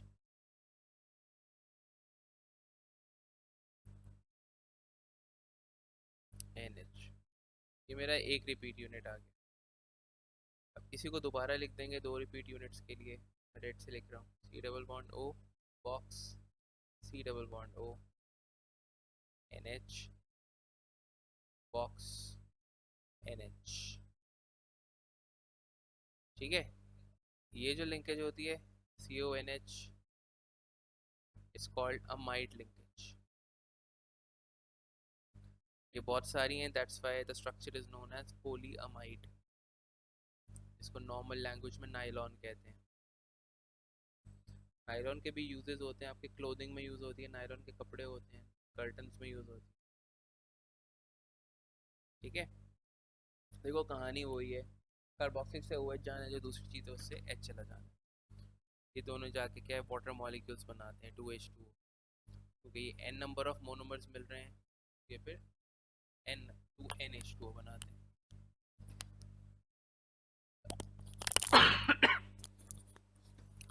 अच्छा, जो पोलीअमाइड है ना, पहले तो ये सारे सिंथेटिक पॉलीमर थे जो हमने लैब में बनाए हैं, नायलॉन भी और पॉलीएस्टर भी। लेकिन नेचुरल पॉलीमर भी होते हैं जो हमारी बॉडी में होते हैं, प्रोटीन्स, फैट्स, कार्बोहाइड्रेट्स। इसमें से सिर्फ प्रोटीन ही रह गया थोड़ा सा सिलेबस में, वो कर लो। देखो, तुम नायलॉन और नायलॉन और प्रोटीन, इनके स्ट्रक्चर सिमिलर होते हैं। जो लोग बायो पढ़ते हैं उनको ये वो लिंकेज भी आइडेंटिफाई कर सकते हैं कि बायो में ये प्रोटीन के अंदर पेप्टाइड लिंकेज होती है। तो आपको वो प्रोटीन और नायलॉन में के स्ट्रक्चर में डिफ्रेंशिएट करने का बोल सकते हैं। तो उसमें देखो, जो पोलियमाइड होता है, पहले मैं स्ट्रक्चर बनाता हूँ दोनों का। चलो मैं स्ट्रक्चर बना रहा हूँ प्रोटीन का भी। Let me make the structure of protein.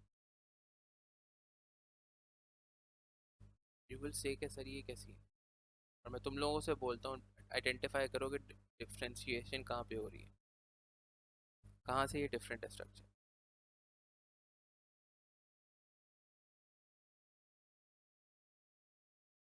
ये मैं प्रोटीन बना रहा हूँ। Can you tell me what is the difference between these two structures? Anyone, जल्दी से।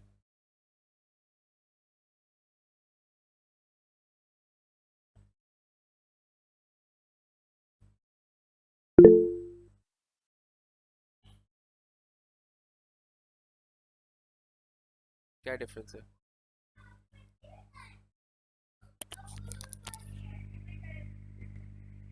Give me 2 minutes. मैं क्लास फिनिश करता हूँ। It's just 2 minutes. Count till 20. Count till 20. I'll come. वहाँ जाके 20 पे। Yes, जो नायलॉन है उसमें जो लिंकेज है वो ऑल्टरनेटिंग होती है। ऑल्टरनेटिंग लिंकेज है, CONH फिर NHCO फिर CONH फिर NHCO। प्रोटीन में ये प्रोटीन है हमारा, प्रोटीन के अंदर जो लिंकेज है वो एक ही सीक्वेंस में चलती है, सक्सेसिव कहते हैं उसको, सक्सेसिव लिंकेज होती है, CONH CONH CONH CO। ठीक है।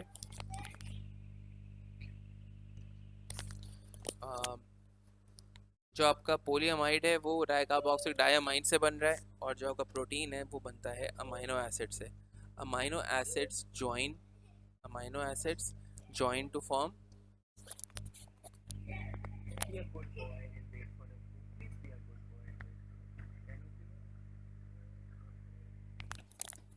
ये अमाइनो एसिड से मिलते हैं, अमाइनो एसिड मिलते हैं तो ये बनता है। ठीक है। आपको जनरल स्ट्रक्चर बोल सकता है बनाने का प्रोटीन्स का, तो वो भी पता होना चाहिए आपको। COOH CR CH3NH2, ये स्ट्रक्चर बना लो चाहे। ये आपको, ये भी मैंने ऑब्जेक्टिव्स में देखा हुआ था लिखा हुआ, जनरल स्ट्रक्चर ऑफ प्रोटीन, बल्कि general structure of amino acids ये होता है। ठीक है, ये आपको पूछ सकते हैं।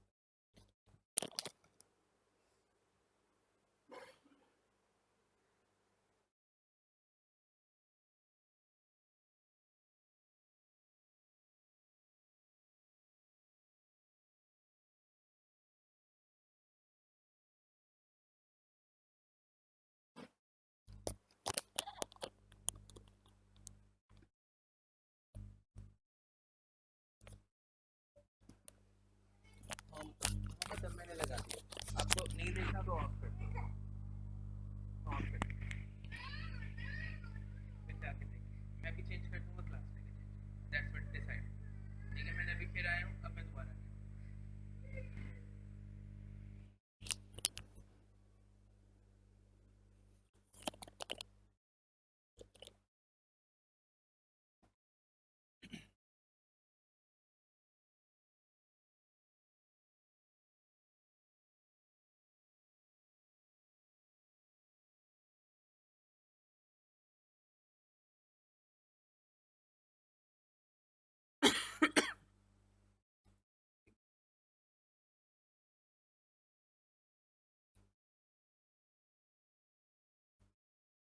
यस, इस तरह का एक चीज़ मैंने देखी।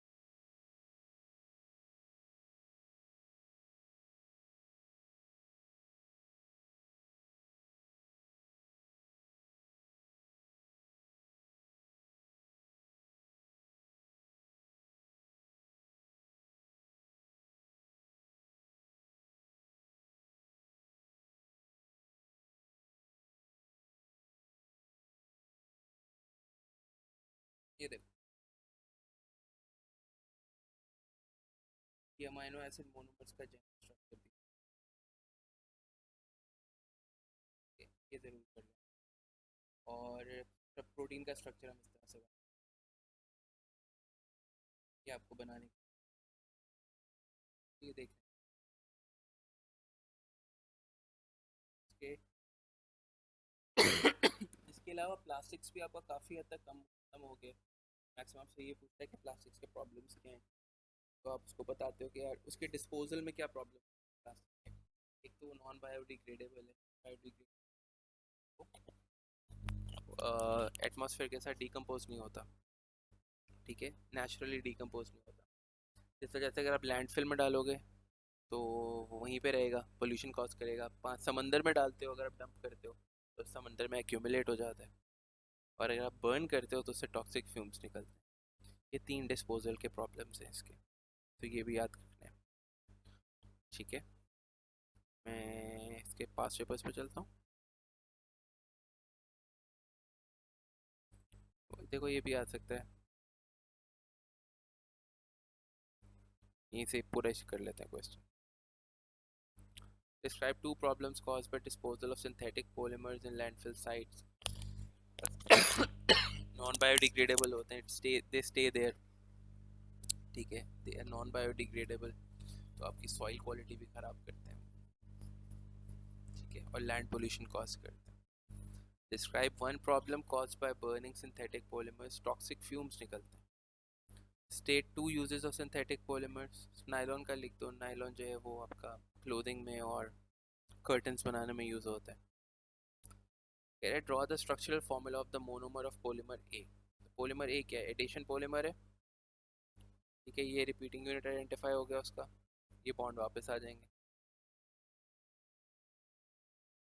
CH3। नीचे वाला कंडेंसेशन है। देखो अगर तो एस्टर लिंकेज है या अमाइड लिंकेज है, एस्टर और अमाइड लिंकेज है एक पॉलीमर के अंदर, इसका मतलब है वो कंडेंसेशन पॉलीमर। अब इसके अंदर एस्टर लिंकेज है, ये सर्कल भी की हुई है उसने। Here identify the functional group circled in polymer B. So this is ester. आगे कह रहे हैं वो deduce the two types of organic compounds which have reacted to form polymer B. Ester कौन से दो कंपाउंड्स रिएक्ट करके बनाते हैं? अल्कोहल और कार्बोक्सिलिक एसिड। उसने आपसे एग्जैक्ट नहीं पूछा कि कौन सा अल्कोहल कौन सा कार्बोक्सिलिक एसिड, उसने कहा two types of organic compounds. तो अल्कोहल और कार्बोक्सिलिक एसिड मिलके एस्टर बनाते हैं। Explain the difference between addition and condensation polymers. Classify A and B as either addition or condensation polymers. तो A हमारा एडिशन पॉलीमर है, B कंडेंसेशन है। बस की डेफिनेशन लिख देना है। जो addition polymers are formed by same monomers in and one product is formed, और condensation polymers different monomers से मिलके बनते हैं और more than one product बनाते हैं। ये देखो स्ट्रक्चर फॉर्मूला बनाना है हमने, showing one repeat unit of the polymer. Diamine दी हुई है, डाइकार्बोक्सिलिक दिया हुआ है, इसके सामने ही लिख लो डाइकार्बोक्सिलिक डायमाइन के, या डाइकार्बोक्सिलिक के सामने डायमाइन लिख लो, तुम्हारी मर्जी। सामने इस वजह से लिख लो ताकि स्ट्रक्चर आसानी से बने। इसका OH और इसका H जाना है तो ये कनेक्ट हो जाएंगे,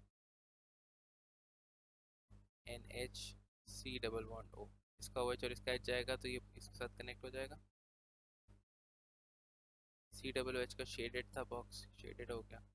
यहाँ से भी OH और यहाँ से भी एक H किया होगा, ये C डबल बॉन्ड O रह जाएगा। यहाँ से इसके पास एक ही H रह जाएगा, ये इसका एक रिपीट यूनिट होगा। Name the natural macromolecule which contains the same linkage as nylons. They are proteins.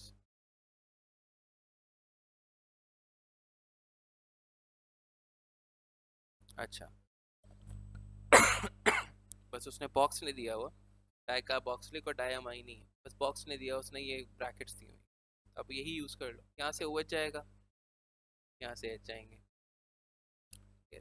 ये लिख रहा हूँ मैं पहले, ये C डबल बॉन्ड हो रह गया और यहाँ से N और एक H रह गया, ठीक है। ये CH2 4 है, CH2 4। यहाँ से भी एक कार्बोक्सिलिक एसिड का OH रिमूव हो गया हुआ, और यहाँ से आपका NH और ये CH2 6,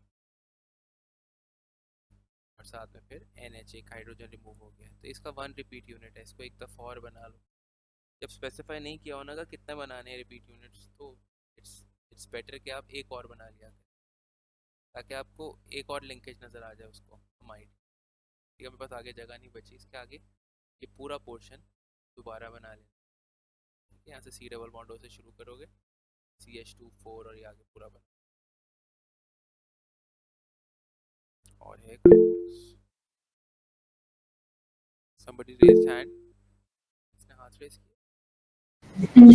जी सर, ये जो आपने अभी क्वेश्चन किया या उसमें आपने स्ट्रक्चर के दरमियान में लिखा था ये, फॉर एग्जांपल ये CH2 4 और CH2 6, तो हम इसको पूरा स्ट्रक्चर बनाइए ऐसे ही लिखते हैं? ऐसे लिख दो, ऐसे लिख दो, कोई मसला नहीं। वो ये पूरा बता बनाना जरूरी नहीं है? नहीं, ये बेसिकली उसने CH2 4 कैसे लिखी, CH2 इसको इसने इकट्ठा करके CH2 4 कर दिया। तो हम मतलब कि पूरा इसका स्ट्रक्चर ना बनाए सारी बॉन्ड्स दिखा के CH2 की?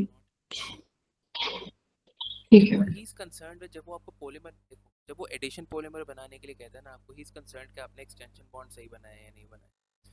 और जब ये आपसे इस तरह से कंडेंसेशन का देखते हैं ना, वो आपसे ये देखता है कि आपने कार्बोक्सिलिक से OH रिमूव किया है और अमाइन से आपने H रिमूव किया है या नहीं, और उनको कनेक्ट किया आपस में नहीं किया। That is his major concern.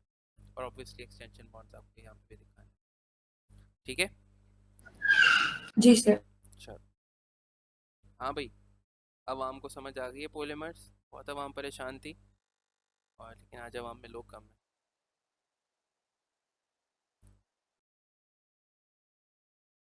बच्चों इज इट क्लियर?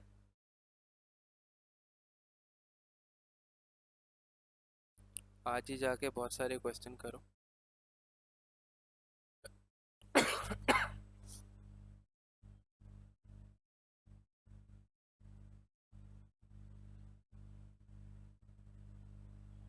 अच्छा सवाल कोई भी नहीं, मैंने मुश्किल करवा दिया तो। चलो आई थिंक 2 मिनट का ब्रेक लेते हैं, फिर हम आते हैं वापस हम मोल स्टार्ट करते हैं उसके बाद, ठीक है।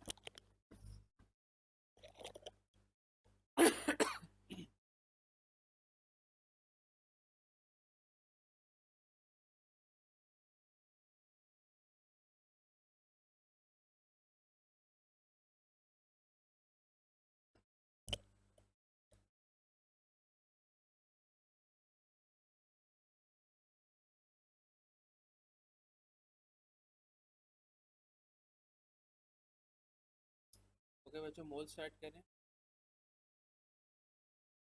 मैं आप लोगों के पेपर 2 में मोल्स में से क्या क्या आ सकता है, सबसे पहले डेफिनेशन वाइज आपको पता होना चाहिए, मोल्स की डेफिनेशन याद कर लेना, उससे भी मिल जाएगी। और दूसरा रिलेटिव एटॉमिक मास की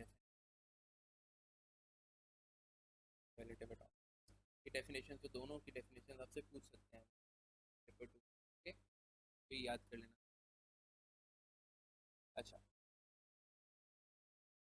मोल्स के फॉर्मूलाज देख लेते हैं। सबसे पहला फॉर्मूला आता है मोल्स का, moles is equal to mass over molar mass, can be mr, it can be ar। दूसरा फॉर्मूला आता है मोल्स का, moles is equal to volume over 24 dm cube. तीसरा फॉर्मूला आता है हमारे पास मोल्स का, moles is equal to concentration into volume. ये तीन फॉर्मूलाज हैं हमारे मोल्स के, और इन सबकी अपनी अपनी यूटिलिटी है। ये आपका ऑल पर्पस फॉर्मूला, ये वाला, ये आपको किसी भी तरह के क्वेश्चन में लग जाता है। ये आपका सिर्फ गैसेस के मोल्स कैलकुलेट करने के लिए होता है, this just for gases and this is just for solutions, this is just for solutions, ठीक है। Volume over 24, concentration into volume.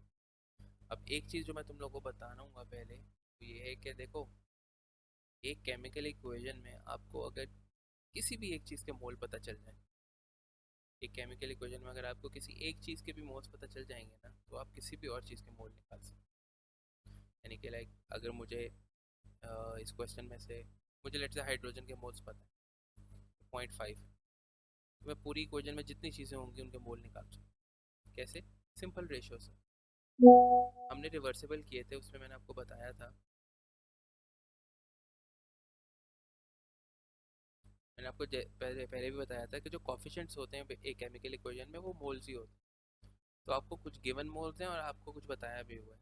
तो लेट्स से मुझे नाइट्रोजन के मोल्स निकालने हैं। तो नाइट्रोजन और हाइड्रोजन की मैं रेशो बनाऊंगा।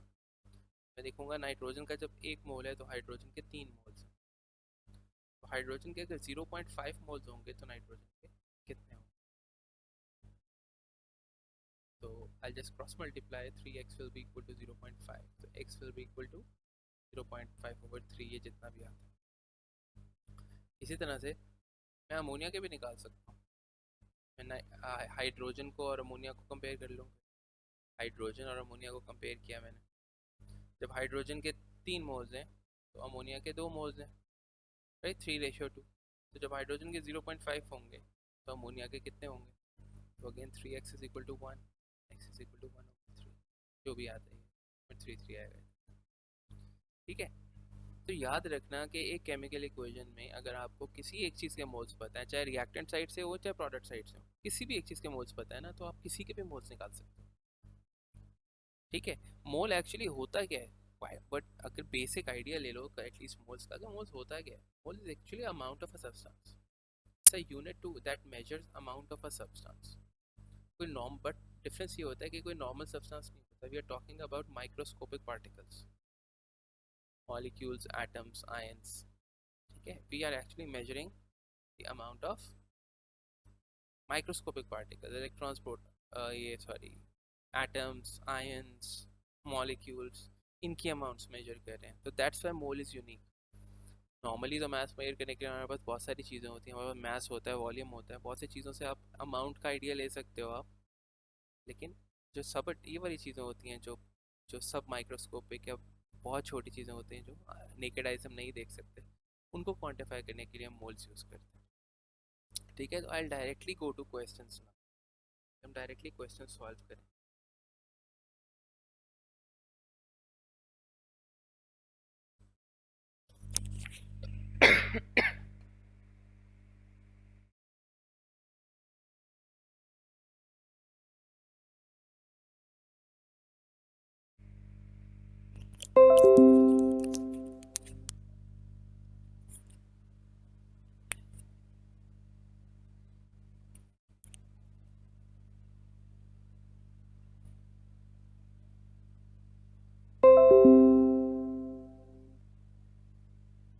ओके, क्वेश्चंस करते हैं। अब देखो, एक केमिकल इक्वेशन दी हुई है, calculate the mass of phosphine formed when 1.86 grams of phosphorus reacts with sodium hydroxide। जब आप पहली दफ़ा मोल्स का क्वेश्चन पढ़ते हो ना तो आप टोटली ब्लैंक हो जाते हो। ठीक है। एक बात हमेशा याद रखो कि मोल्स के जब क्वेश्चंस आते हैं, आप जितने भी मोल्स के क्वेश्चंस देखोगे ना, तो पहला स्टेप क्या होता है? पहला स्टेप होता है अपने मोल्स ही निकालने होते हैं। पहला स्टेप क्या करना होता है आपको? आपको मोल्स निकालने होते हैं। किसके? जिसका भी आपको डेटा गिवन है। अब ये पूरी स्टेटमेंट में हमें एक ही चीज़ का डेटा गिवन है, क्या है? फॉस्फोरस का मास गिवन। तो फॉस्फोरस के मास से मैं फॉस्फोरस के मोल्स निकाल सकता हूँ। एन से रिप्रेजेंट करता हूँ मैं मोल्स को। कैसे निकाल सकता हूँ? मास ओवर एम आर करूँगा। फॉस्फोरस के इसमें ए आर होगा 1.86 डिवाइडेड बाई 31। 31 इसका एटॉमिक मास होगा, कितना आ जाएगा? 0.86 डिवाइडेड बाई 31, 0.06। मेरे पास मोल्स आ गए फॉस्फोरस के। मोल्स का यूनिट होता है एम ओ एल, जिस तरह किलोग्राम्स का केजी होता है ना, मोल का होता है एम ओ एल। ये फॉस्फोरस के मोल्स आ गए। मेक श्योर कि आप लिखो यूनिट्स भी और आप किस चीज़ की कौन सी क्वांटिटी निकाल रहे हो। मुझे पूरे पूरे साल लग जाते हैं बच्चों को ये समझाते हैं कि यार ये क्वांटिटीज लिखा करो कि मोल्स किसके निकाल रहे हो। पहला स्टेप क्या किया है मैंने? मुझे जो डेटा गिवन था मैंने उसके मोल निकाल लिए। फॉस्फोरस का मैथ गिवन था, मैंने फॉस्फोरस के मोल निकाले। मुझे नहीं पता कि मैंने इसका क्या करना। ठीक है। अब आओ क्वेश्चन के ऊपर, उसने आपको क्या निकालने का बोला है? उसने आपको निकालने का बोला है calculate the mass of phosphine. Phosphine क्या है इसमें से? फॉस्फीन ये PH3 है, इसका मैथ्स निकालना है मुझे। अगर मुझे इसका मैथ्स निकालना है, फॉर्मूला क्या है मेरे पास? Moles is equal to mass over M R, right. तो अगर मुझे मैथ्स निकालना है तो फॉर्मूला क्या बन जाएगा? Moles multiply by MR। ठीक है, MR तो मेरे पास है इसका, वो मैं कैलकुलेट कर लूँगा आराम से। इसका मतलब ये है कि मुझे फॉस्फीन का मास निकालने के लिए फॉस्फीन के मोल्स चाहिए। मैंने किसके मोल्स निकाले हैं? फॉस्फोरस के। चाहिए मुझे फॉस्फीन के। तो मैंने भी आपको बताया था कि केमिकल इक्वेशन में आपको किसी भी एक चीज़ के मोल पता चल जाए तो आप किसी और चीज़ के मोल निकाल सकते हो। तो आपको फॉस्फोरस के मोल पता चल गए हैं तो आप फॉस्फीन के मोल निकाल सकते हो रेशियो लगा के। फॉस्फोरस और फॉस्फीन की रेशियो बनाओ। जब फॉस्फोरस के 4 मोल्स हैं तो फॉस्फीन का 1 मोल है। ठीक है, तो जब फॉस्फोरस के 0.06 मोल्स होंगे तो फॉस्फीन के कितने होंगे? तो ये आपका कितना हो जाएगा? 4x 0.06 divided by 4, cross multiply करेंगे तो ये आपका आ जाएगा 0.015 यूनिट। लिखो मोल। और किसके निकाले हैं? फॉस्फीन के। लिखो किसके निकाले? मोल आ गए फॉस्फीन के। सिंपली आपने मैथ्स निकाल। मैथ्स कैसे आएगा? Moles into MR. मोल्स आपके पास 0.015 और एमआर कितना है फॉस्फीन का? pH 3 है, फॉस्फोरस का 31 होता है, 3 हाइड्रोजन का 3 होगा, तो this multiply by 34, 0.51 grams will be your answer। अगर मैं ब्रेक डाउन करूँ ना आपको मोल्स को, तो सिंपल सी बात ये है कि पहले स्टेप में आपको क्या करना होता है? लाइक 99% ऑफ द क्वेश्चन आपको पहले स्टेप में क्या करना होता है? जो भी आपको इन्फॉर्मेशन गिवन है उसके मोल निकाल दो। जिस एलिमेंट की या जिस कंपाउंड के आपको या जिस सब्सटेंस की आपको इन्फॉर्मेशन गिवन होगी ना, उसको उसका आपने डायरेक्टली कुछ नहीं निकालना होगा। आपको इंटायरली किसी और चीज़ का मास निकालना होगा या वॉल्यूम निकालना होगा या कंसंट्रेशन निकालना होगा। अगर आपको किसी भी चीज़ का मास निकालना है, वॉल्यूम निकालना है या कंसंट्रेशन निकालनी है तो आपको उसके मोल्स चाहिए। और उसके मोल निकालने के लिए आपको डायरेक्ट इन्फॉर्मेशन कोई भी नहीं दी होगी, आपको इन्फॉर्मेशन किसी और चीज़ की दी हो तो आप उस चीज़ के मोल्स निकाल देंगे।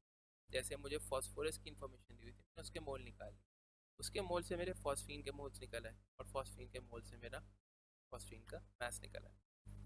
अब जो सेकंड क्वेश्चन है ये भी इसी तरह का ही है। अब वो कह रहे हैं मास निकालो नाइट्रिक ऑक्साइड का, NO का, और 100 ग्राम नाइट्रोजन रिएक्ट कर रही है ऑक्सीजन के साथ। ठीक है, तो मेरे पास डेटा क्या गिवन है? नाइट्रोजन का। मैं उसके मोल निकाल लेता हूँ, आंखें बंद करो, मोल निकाल। 1 मार्क तो पक्का हो जाता है आपका, मास ओवर MR। अब नाइट्रोजन जो है वो N2 होती है, इसका फॉर्मूला डायटोमिक चीज़ों को जब आप मोल्स निकालते हो तो आप उनको डायटोमिक का MR लेते हो। नाइट्रोजन गैस है ना, N2 है, तो 28 लोगे, 14 नहीं लोगे। तो 100 डिवाइड बाई 28 वुड बी 3.57। ये आ गए मेरे पास, हाँ 3.57 मेरे पास मोल आ गए नाइट्रोजन। तो मुझे नाइट्रिक ऑक्साइड का मास चाहिए, तो नाइट्रिक ऑक्साइड का मास निकालने के लिए मुझे नाइट्रिक ऑक्साइड के मोल्स चाहिए। तो मोल्स कैसे आ जाएंगे इसके? रेशियो लगाएं नाइट्रोजन की और नाइट्रिक ऑक्साइड। जब इसका 1 मोल है तो इसके 2 मोल्स है। तो जब नाइट्रोजन के 3.57 मोल्स होंगे तो नाइट्रिक ऑक्साइड के कितने मोल्स होंगे? ये आ जाएगा 7.14 मोल आ जाएंगे आपके नाइट्रिक ऑक्साइड। लिखोगे किसके मोल निकालने? Nitric oxide. ठीक है, मैथ्स निकालना है नाइट्रिक ऑक्साइड का, तो मैथ्स आ जाएगा मोल्स इंटू MR। मोल्स है हमारे पास 7.14 और MR नाइट्रिक ऑक्साइड का होगा 14 + 16 30, multiply this bye 30, 7.14 multiply by 30, 214.2, 21 214.2 grams. ये आ गया आपका मैथ्स। ठीक है, एक बात याद रखना है इसमें, ये जो कॉफिशेंट्स होते हैं ना, ये 2 1 3 जो भी है कॉफिशेंट्स इक्वेशन के अंदर, इनका काम मोल्स के क्वेश्चन में सिर्फ एक है। वो क्या है? जब आपने मोल रेशियो बनानी है, मोल्स को कंपेयर करना है, बस।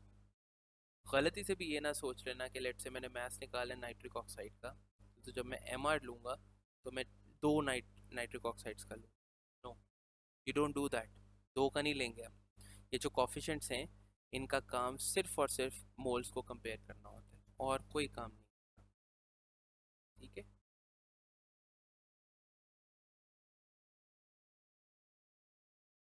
हो जाएंगे, रीडॉक्स इलेक्ट्रोलिसिस के साथ कर लेंगे। ये 2 क्वेश्चन क्लियर हैं? जल्दी से बताओ।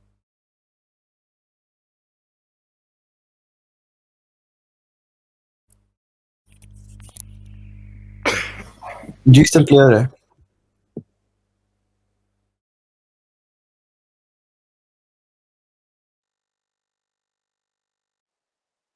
जल्दी से बच्चों,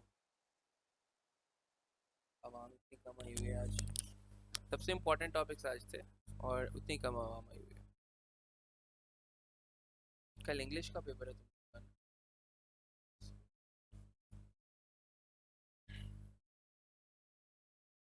P2 जो है वो सेकंड को है या थर्ड को है?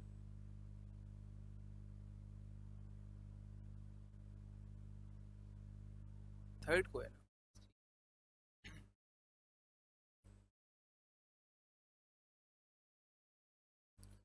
अच्छा, अब थोड़ा डिफरेंट क्वेश्चन ले लेते हैं कोई।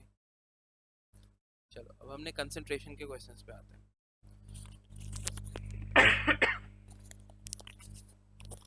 Okay, alright. 12 centimetre cube, 12 centimetre cube क्या है? वॉल्यूम बी लिख लो ऑफ सल्फ्यूरिक एसिड, दिया हुआ वॉल्यूम सल्फ्यूरिक एसिड का। Exactly neutralise this volume of a solution of sodium hydroxide of concentration 0.15 mole per dm। Mole per dm cube concentration होती है, ठीक है, और cm क्यूब या dm क्यूब जो है आपके डाइक वो वॉल्यूम होता है। कंसंट्रेशन होती क्या है? Amount in a given volume. तो अमाउंट को मोल से रिप्रेजेंट करते हैं, वॉल्यूम को dm क्यूब से कर रहे हो। अच्छा, द थिंग इज, पहला स्टेप क्या? मोल्स निकालने। किसकी इन्फॉर्मेशन गिवन है मुझे? जो सोडियम हाइड्रोक्साइड की कंसंट्रेशन भी दी है, वॉल्यूम भी दिया है, तो मैं फॉर्मूला लगा सकता हूँ N=C/V concentration into volume. Sodium hydroxide की मोल्स निकल आएंगे मेरे पास। 20 is 0.15 is the concentration, 0.15 is the concentration, volume आपको 20 दिया हुआ है। अब कंसंट्रेशन डीएम क्यूब में है, वॉल्यूम सीएम क्यूब में है, तो आपको इसको 1000 से डिवाइड करना पड़ेगा।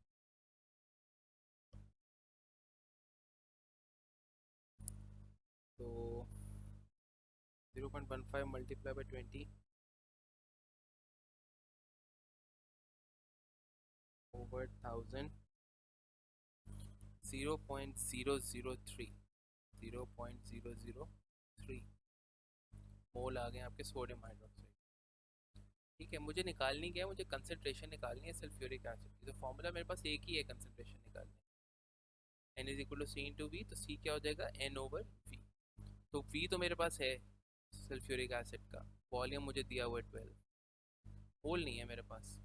ठीक है, तो लाइक मैंने आपको बताया था, किसी चीज़ का मास निकालना हो या वॉल्यूम निकालना हो या कंसंट्रेशन निकालना हो, कुछ भी निकालना हो ना, आपको उस चीज़ के मोल्स चाहिए होते हैं। ठीक है, और वो आपको डायरेक्टली दिए नहीं होते। मोल्स निकालने की इन्फॉर्मेशन किसी और चीज़ की दी होती है। सोडियम हाइड्रोक्साइड की इन्फॉर्मेशन दी हुई है आपको मोल्स निकालने के लिए, वो मैंने निकाल दी है, सोडियम हाइड्रोक्साइड के मोल्स। ठीक है, अब मुझे सल्फ्यूरिक एसिड के मोल निकालने, तो मैं रेशियो ले लूँगा सोडियम हाइड्रोक्साइड और H2SO4 की। सोडियम हाइड्रोक्साइड के 2 मोल्स हैं, तो H2SO4 का 1 मोल है। तो जब सोडियम हाइड्रोक्साइड के 0.003 मोल्स होंगे, तो H2SO4 के कितने मोल्स होंगे? ये आ जाएगा आपका डिवाइडेड बाई 2, 0.0015। ये मोल आ गए मेरे पास H2SO4। मुझे कंसंट्रेशन निकालनी है, that is equal two moles over volume. Moles मेरे पास है 0.0015, कंसंट्रेशन है मेरे पास, सॉरी वॉल्यूम है मेरे पास 12, लेकिन वॉल्यूम मेरे पास सेंटीमीटर क्यूब। कंसंट्रेशन मुझे निकालनी है मोल पर डीएम क्यूब। मुझे इसको 12 को 1000 से डिवाइड करना पड़ेगा। इसको डिवाइड करेंगे आप और आपका आंसर आ जाएगा। ठीक है, ये वाली वैल्यूज करने के लिए ना, वो जो कैलकुलेटर में ऑप्शन होता है ना, ये वाला फ्रैक्शन का, ये यूज़ किया करो। 0.05 यहाँ डाल दा, फिर नीचे लेके गए, इसी बटन को दोबारा दबाओगे तो एक और फ्रैक्शन बन जाएगा। 12/1000 लिखा इज इक्वल टू क्या, ओवरऑल वैल्यू निकाल के दे देगा वो आपको। ठीक है,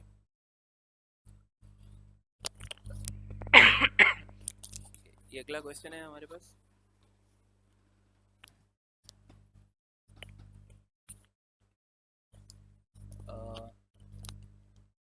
अगेन कंसंट्रेशन निकालनी है फ्यूमेरिक एसिड की। हमें नहीं पता फ्यूमेरिक एसिड क्या होता है, मेरा कंसर्न इतना पता है कि COOH लगा हुआ है, तो एसिड यही होगा। तो पहला स्टेप क्या है? मोल निकालने हैं। किसकी इन्फॉर्मेशन आपको दी हुई है? सोडियम हाइड्रोक्साइड का वॉल्यूम दिया हुआ है, कंसंट्रेशन दी हुई है, आराम से निकालना है। 18 इंटू 0.2 डिवाइडेड बाई 1000, 1000 से डिवाइड करें मोल्स अलाइन करने के लिए। 18 इंटू 0.2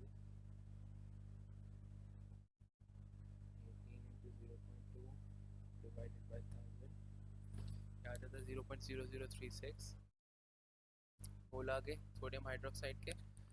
कंसंट्रेशन निकालनी है एसिड की, तो फॉर्मूला क्या बन रहा है बनेगा C is equal to N/V। तो मुझे इसके मोल चाहिए एसिड के। सोडियम हाइड्रोक्साइड के मोल आ गए हैं तो एसिड के भी आ जाएंगे। आप डायरेक्टली भी लिख सकते हो, इसके 2 मोल हैं तो इसका 1 मोल है। सोडियम हाइड्रोक्साइड के जो भी मोल्स होंगे एसिड के उससे आधे होंगे। डायरेक्टली भी लिख सकते हो, एसिड के उससे आधे मोल्स होंगे, वो छूट गई 0.0018। आपने रेशियो लगा के करना है, रेशियो लगा के कर लो, मैंने बस जल्दी कर लिया बस। C is equal to N/V, moles आ गए आपके पास 0.0018 और वॉल्यूम है हमारे पास एसिड का 60। अगेन cm क्यूब में कंसंट्रेशन आपको dm क्यूब में निकालना, डिवाइडेड बाय 1000 करेंगे और ये जो भी वैल्यू आएगी उसका आंसर कैलकुलेट करेंगे।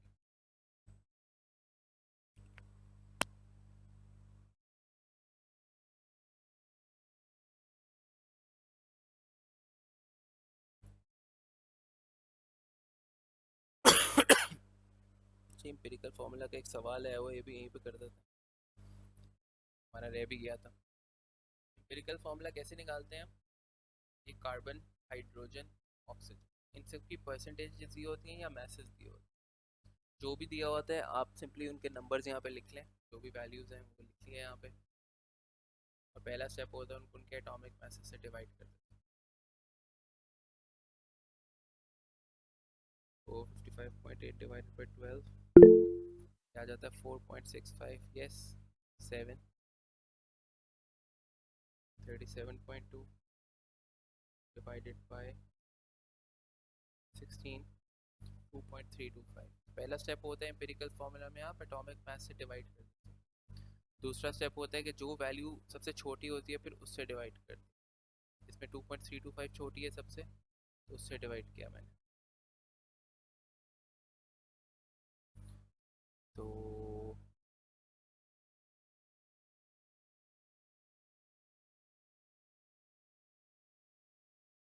ये हमारा 2 आ रहा है, ये हमारा 3 आ रहा है और ये हमारा 1 आ रहा है। ये बन जाता है हमारा C2H3O। ठीक है, ये रेशियोज हमेशा से हमेशा इस तरह से होल नंबर में नहीं आती। 2.1 आ रहा होगा तो आप उसको 2 कर लोगे, 2.9 आ रहा होगा तो उसको 3 कर लोगे, 1.1 आ रहा होगा तो उसको 1 कर लोगे। लेकिन अगर आपकी इस तरह की वैल्यूज आ रही हैं, 2.3 दिया हुआ है या 2.5 दिया हुआ है, तो इसको आप ना 2 पे राउंड ऑफ कर सकते हो, कहीं पे भी राउंड ऑफ नहीं कर सकते, इसको आपको मल्टीप्लाई करके वैल्यू बनानी पड़ती है, होल नंबर बनाना पड़ता है। अगर लेट से 2.3 आ रहा है तो आप पूरी रेशो को, इस पूरी रेशो को मल्टीप्लाई करो। अगर एक भी 2.3 आ रहा है तो पूरी रेशो को मल्टीप्लाई करोगे। 2.3 को मैं किससे मल्टीप्लाई करूँ तो होल नंबर के करीब चली जाएगी बात। 2.3 को अगर मैं 3 से मल्टीप्लाई करूँ तो ये 7 हो जाएगा, तकरीबन 6.9 हो जाएगा, which is equal approximately equal to 7। 2.5 को मैं 2 से मल्टीप्लाई करूँ तो ये 5 हो जाएगा। तो you have to make sure कि जब आप सबसे छोटी वैल्यू से डिवाइड करके रेशोज आपकी आती हैं तो वहाँ पे आप राउंडिंग ऑफ आपको बहुत केयरफुली करनी पड़ती है। You have to make sure कि आप बहुत ज़्यादा राउंड ऑफ नहीं कर।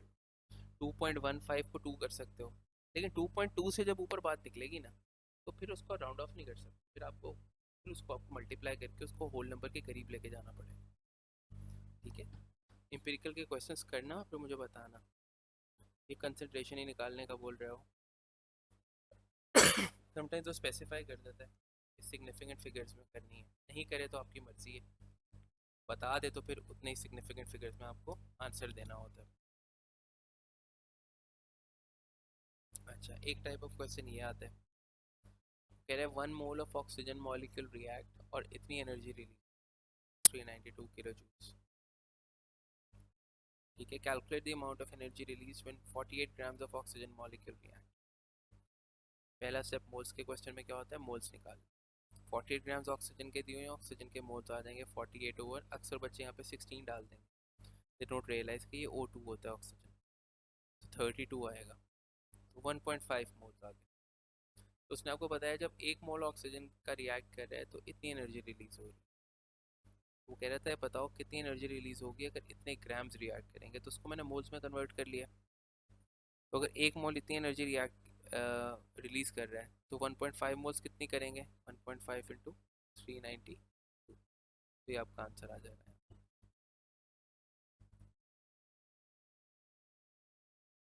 ये परसेंटेज मास का सवाल है। परसेंटेज मास निकालना है आपने नाइट्रोजन का अमोनियम फॉस्फेट, तो कैसे निकालते हैं परसेंटेज मास हम?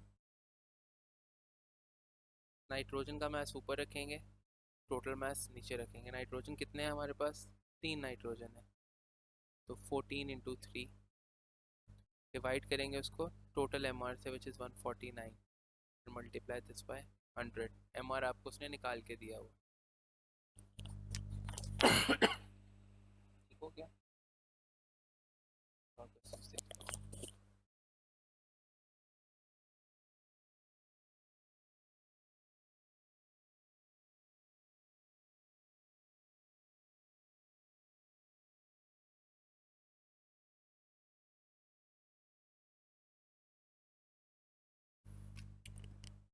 ये है तो वैसे थोड़ा पेपर 4 में से आया हुआ है।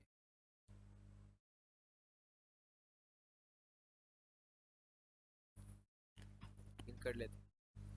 मोल्स निकालने हमने HCl के, आपको वॉल्यूम और कंसंट्रेशन दी हुई है, तो 25 इंटू 0.4 ओवर 1000, ये आपके मोल्स आ जाएंगे, विच वुड बी 25 इंटू 0.4,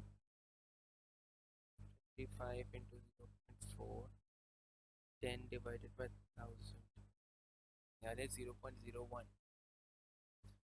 तो HCl के मोल्स निकाल लिए। कह रहे हैं determine the number of moles of CO2, तो कंपेयर कर लो 2:1 की रेशियो।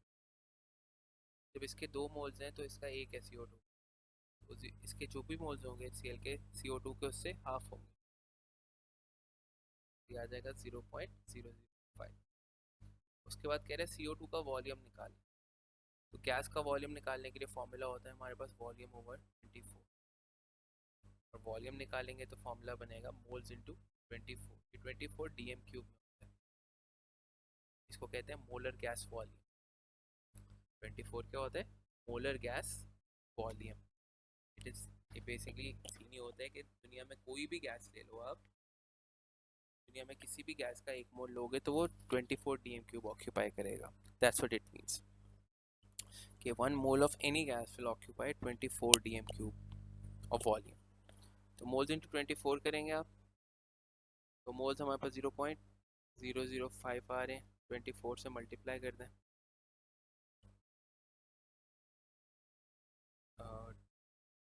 24 से 0.005 मल्टीप्लाई बाय 24, लेकिन ये अब आपका आंसर जो आ रहा है 0.12, ये आ रहा है DM क्यूब में, आपको उसने मांगा है CM क्यूब, तो 1 DM क्यूब में 1000 सेंटीमीटर क्यूब होता है, इसको कन्वर्ट करना होगा 1000 से मल्टीप्लाई करना पड़ेगा, 1000 से मल्टीप्लाई करेंगे तो ये 120 हो जाएगा,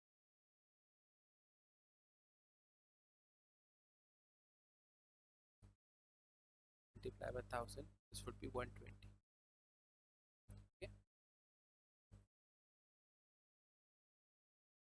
इसी तरह के सवाल हैं। अच्छा एक चीज़ याद रखो, एक और चीज़ बताऊँ तुमको, अगर आपको कंसंट्रेशन ग्राम पर DM क्यूब में और उसको आपको कन्वर्ट करना है मोल पर DM, ग्राम पर DM क्यूब में दी हुई है और मोल पर DM क्यूब में कन्वर्ट करना है, तो आप क्या कैसे करेंगे इसको?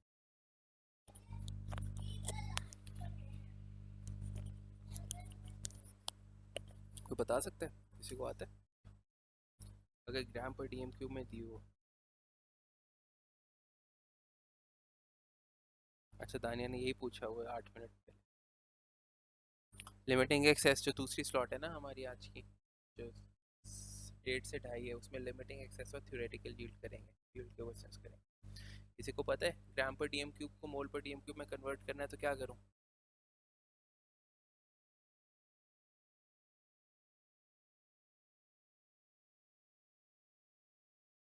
हुँ?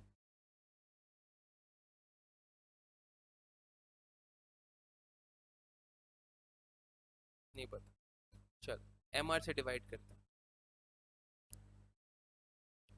मॉलिक्यूलर मास से डिवाइड कर देते हैं। अगर आपको ग्राम पर DM क्यूब को मोल पर DM क्यूब में कन्वर्ट करना है तो आप मॉलिक्यूलर मास से डिवाइड कर देते हैं, यानी कि अगर सोडियम हाइड्रोक्साइड की आपको कंसनट्रेशन दी हुई है ग्राम पर डीएम क्यूब में और आपको उसको मोल पर डीएम क्यूब में कन्वर्ट करना है तो आप एमआर से डिवाइड कर दोगे। और अगर आपको फॉर सम रीज़न मोल पर डीएम क्यूब में कंसनट्रेशन दी हुई है और आपको कन्वर्ट करना है ग्राम पर डीएम क्यूब में तो आप एमआर से मल्टीप्लाई करेंगे। ठीक है, तो ये बात नहीं भूलना। बाकी बेसिक क्वेश्चंस यही हैं यार जो मैंने आप लोगों को भी करवा दी हैं।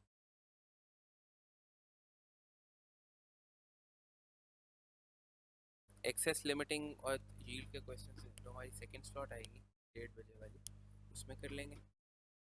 ठीक है, कोई क्वेश्चन है तो पूछ लो। ये 3 फॉर्मूलाज हैं मोल्स के और कुछ भी नहीं है। कौन है जिसको मोल्स बिल्कुल नहीं आता? अगर यहाँ पे कोई है जिसको मोल्स बिल्कुल नहीं आता था? एनीवन? इसको सर पैर भी नहीं पता मोल्स का?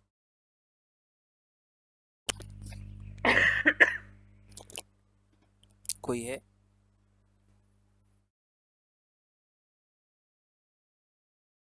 ओके, मतलब बेसिकली सब लोग वही थे जिनको मोल्स कुछ ना कुछ आते थे पहले से। चलो ठीक है, परसेंटेज यील्ड हम करेंगे ना नेक्स्ट क्लास में। परसेंटेज प्योरिटी का क्वेश्चन जो है वो एमसीक्यूज में आते हैं, इसमें वैसे आएगा नहीं। हाँ, P/4 में स्टेप्स दिए होते हैं। परसेंटेज प्योरिटी है क्या? चलो तुम्हें मैं सैफुल्ला ने पूछा ना, चलो सैफुल्ला तुम्हें समझ। देखो भाई, परसेंटेज प्योरिटी कैसे निकालते हैं, बेसिक आइडिया दे दो। अच्छा, ये था हमारा सैफुल्ला। ठीक है, ये जा रहा था, आगे था बहुत सारा कीचड़, ये उसमें गिर गया, तो ये सैफुल्ला गिर गया कीचड़ में। ठीक है, अब इसके ऊपर लग गया बहुत सारा कीचड़। ठीक है, अब मैंने ये फाइंड करना है कि ये जो कीचड़ वाला सैफुल्ला है इसमें कितना परसेंटेज प्योरिटी निकालनी है मुझे सैफुल्ला की। I want to calculate the percentage purity of सैफुल्ला। ठीक है, तो मैं कैसे निकालूंगा? मैं टोटल जो कीचड़ वाला मैस है, कीचड़ वाला सैफुल्ला है, उसको कहते हैं हम एस प्लस कीचड़, एस प्लस के। ठीक है, उसका मैस मैं नीचे ले लूंगा और जो सैफुल्ला है उसका मैस मैं ऊपर लूंगा, जो ओरिजिनली सैफुल्ला का मैस था विदाउट कीचड़, और उसको 100 से मल्टीप्लाई कर, तो मेरे पास आ जाएगा परसेंटेज प्योरिटी सैफुल्ला। सैफुल्ला समझ आया?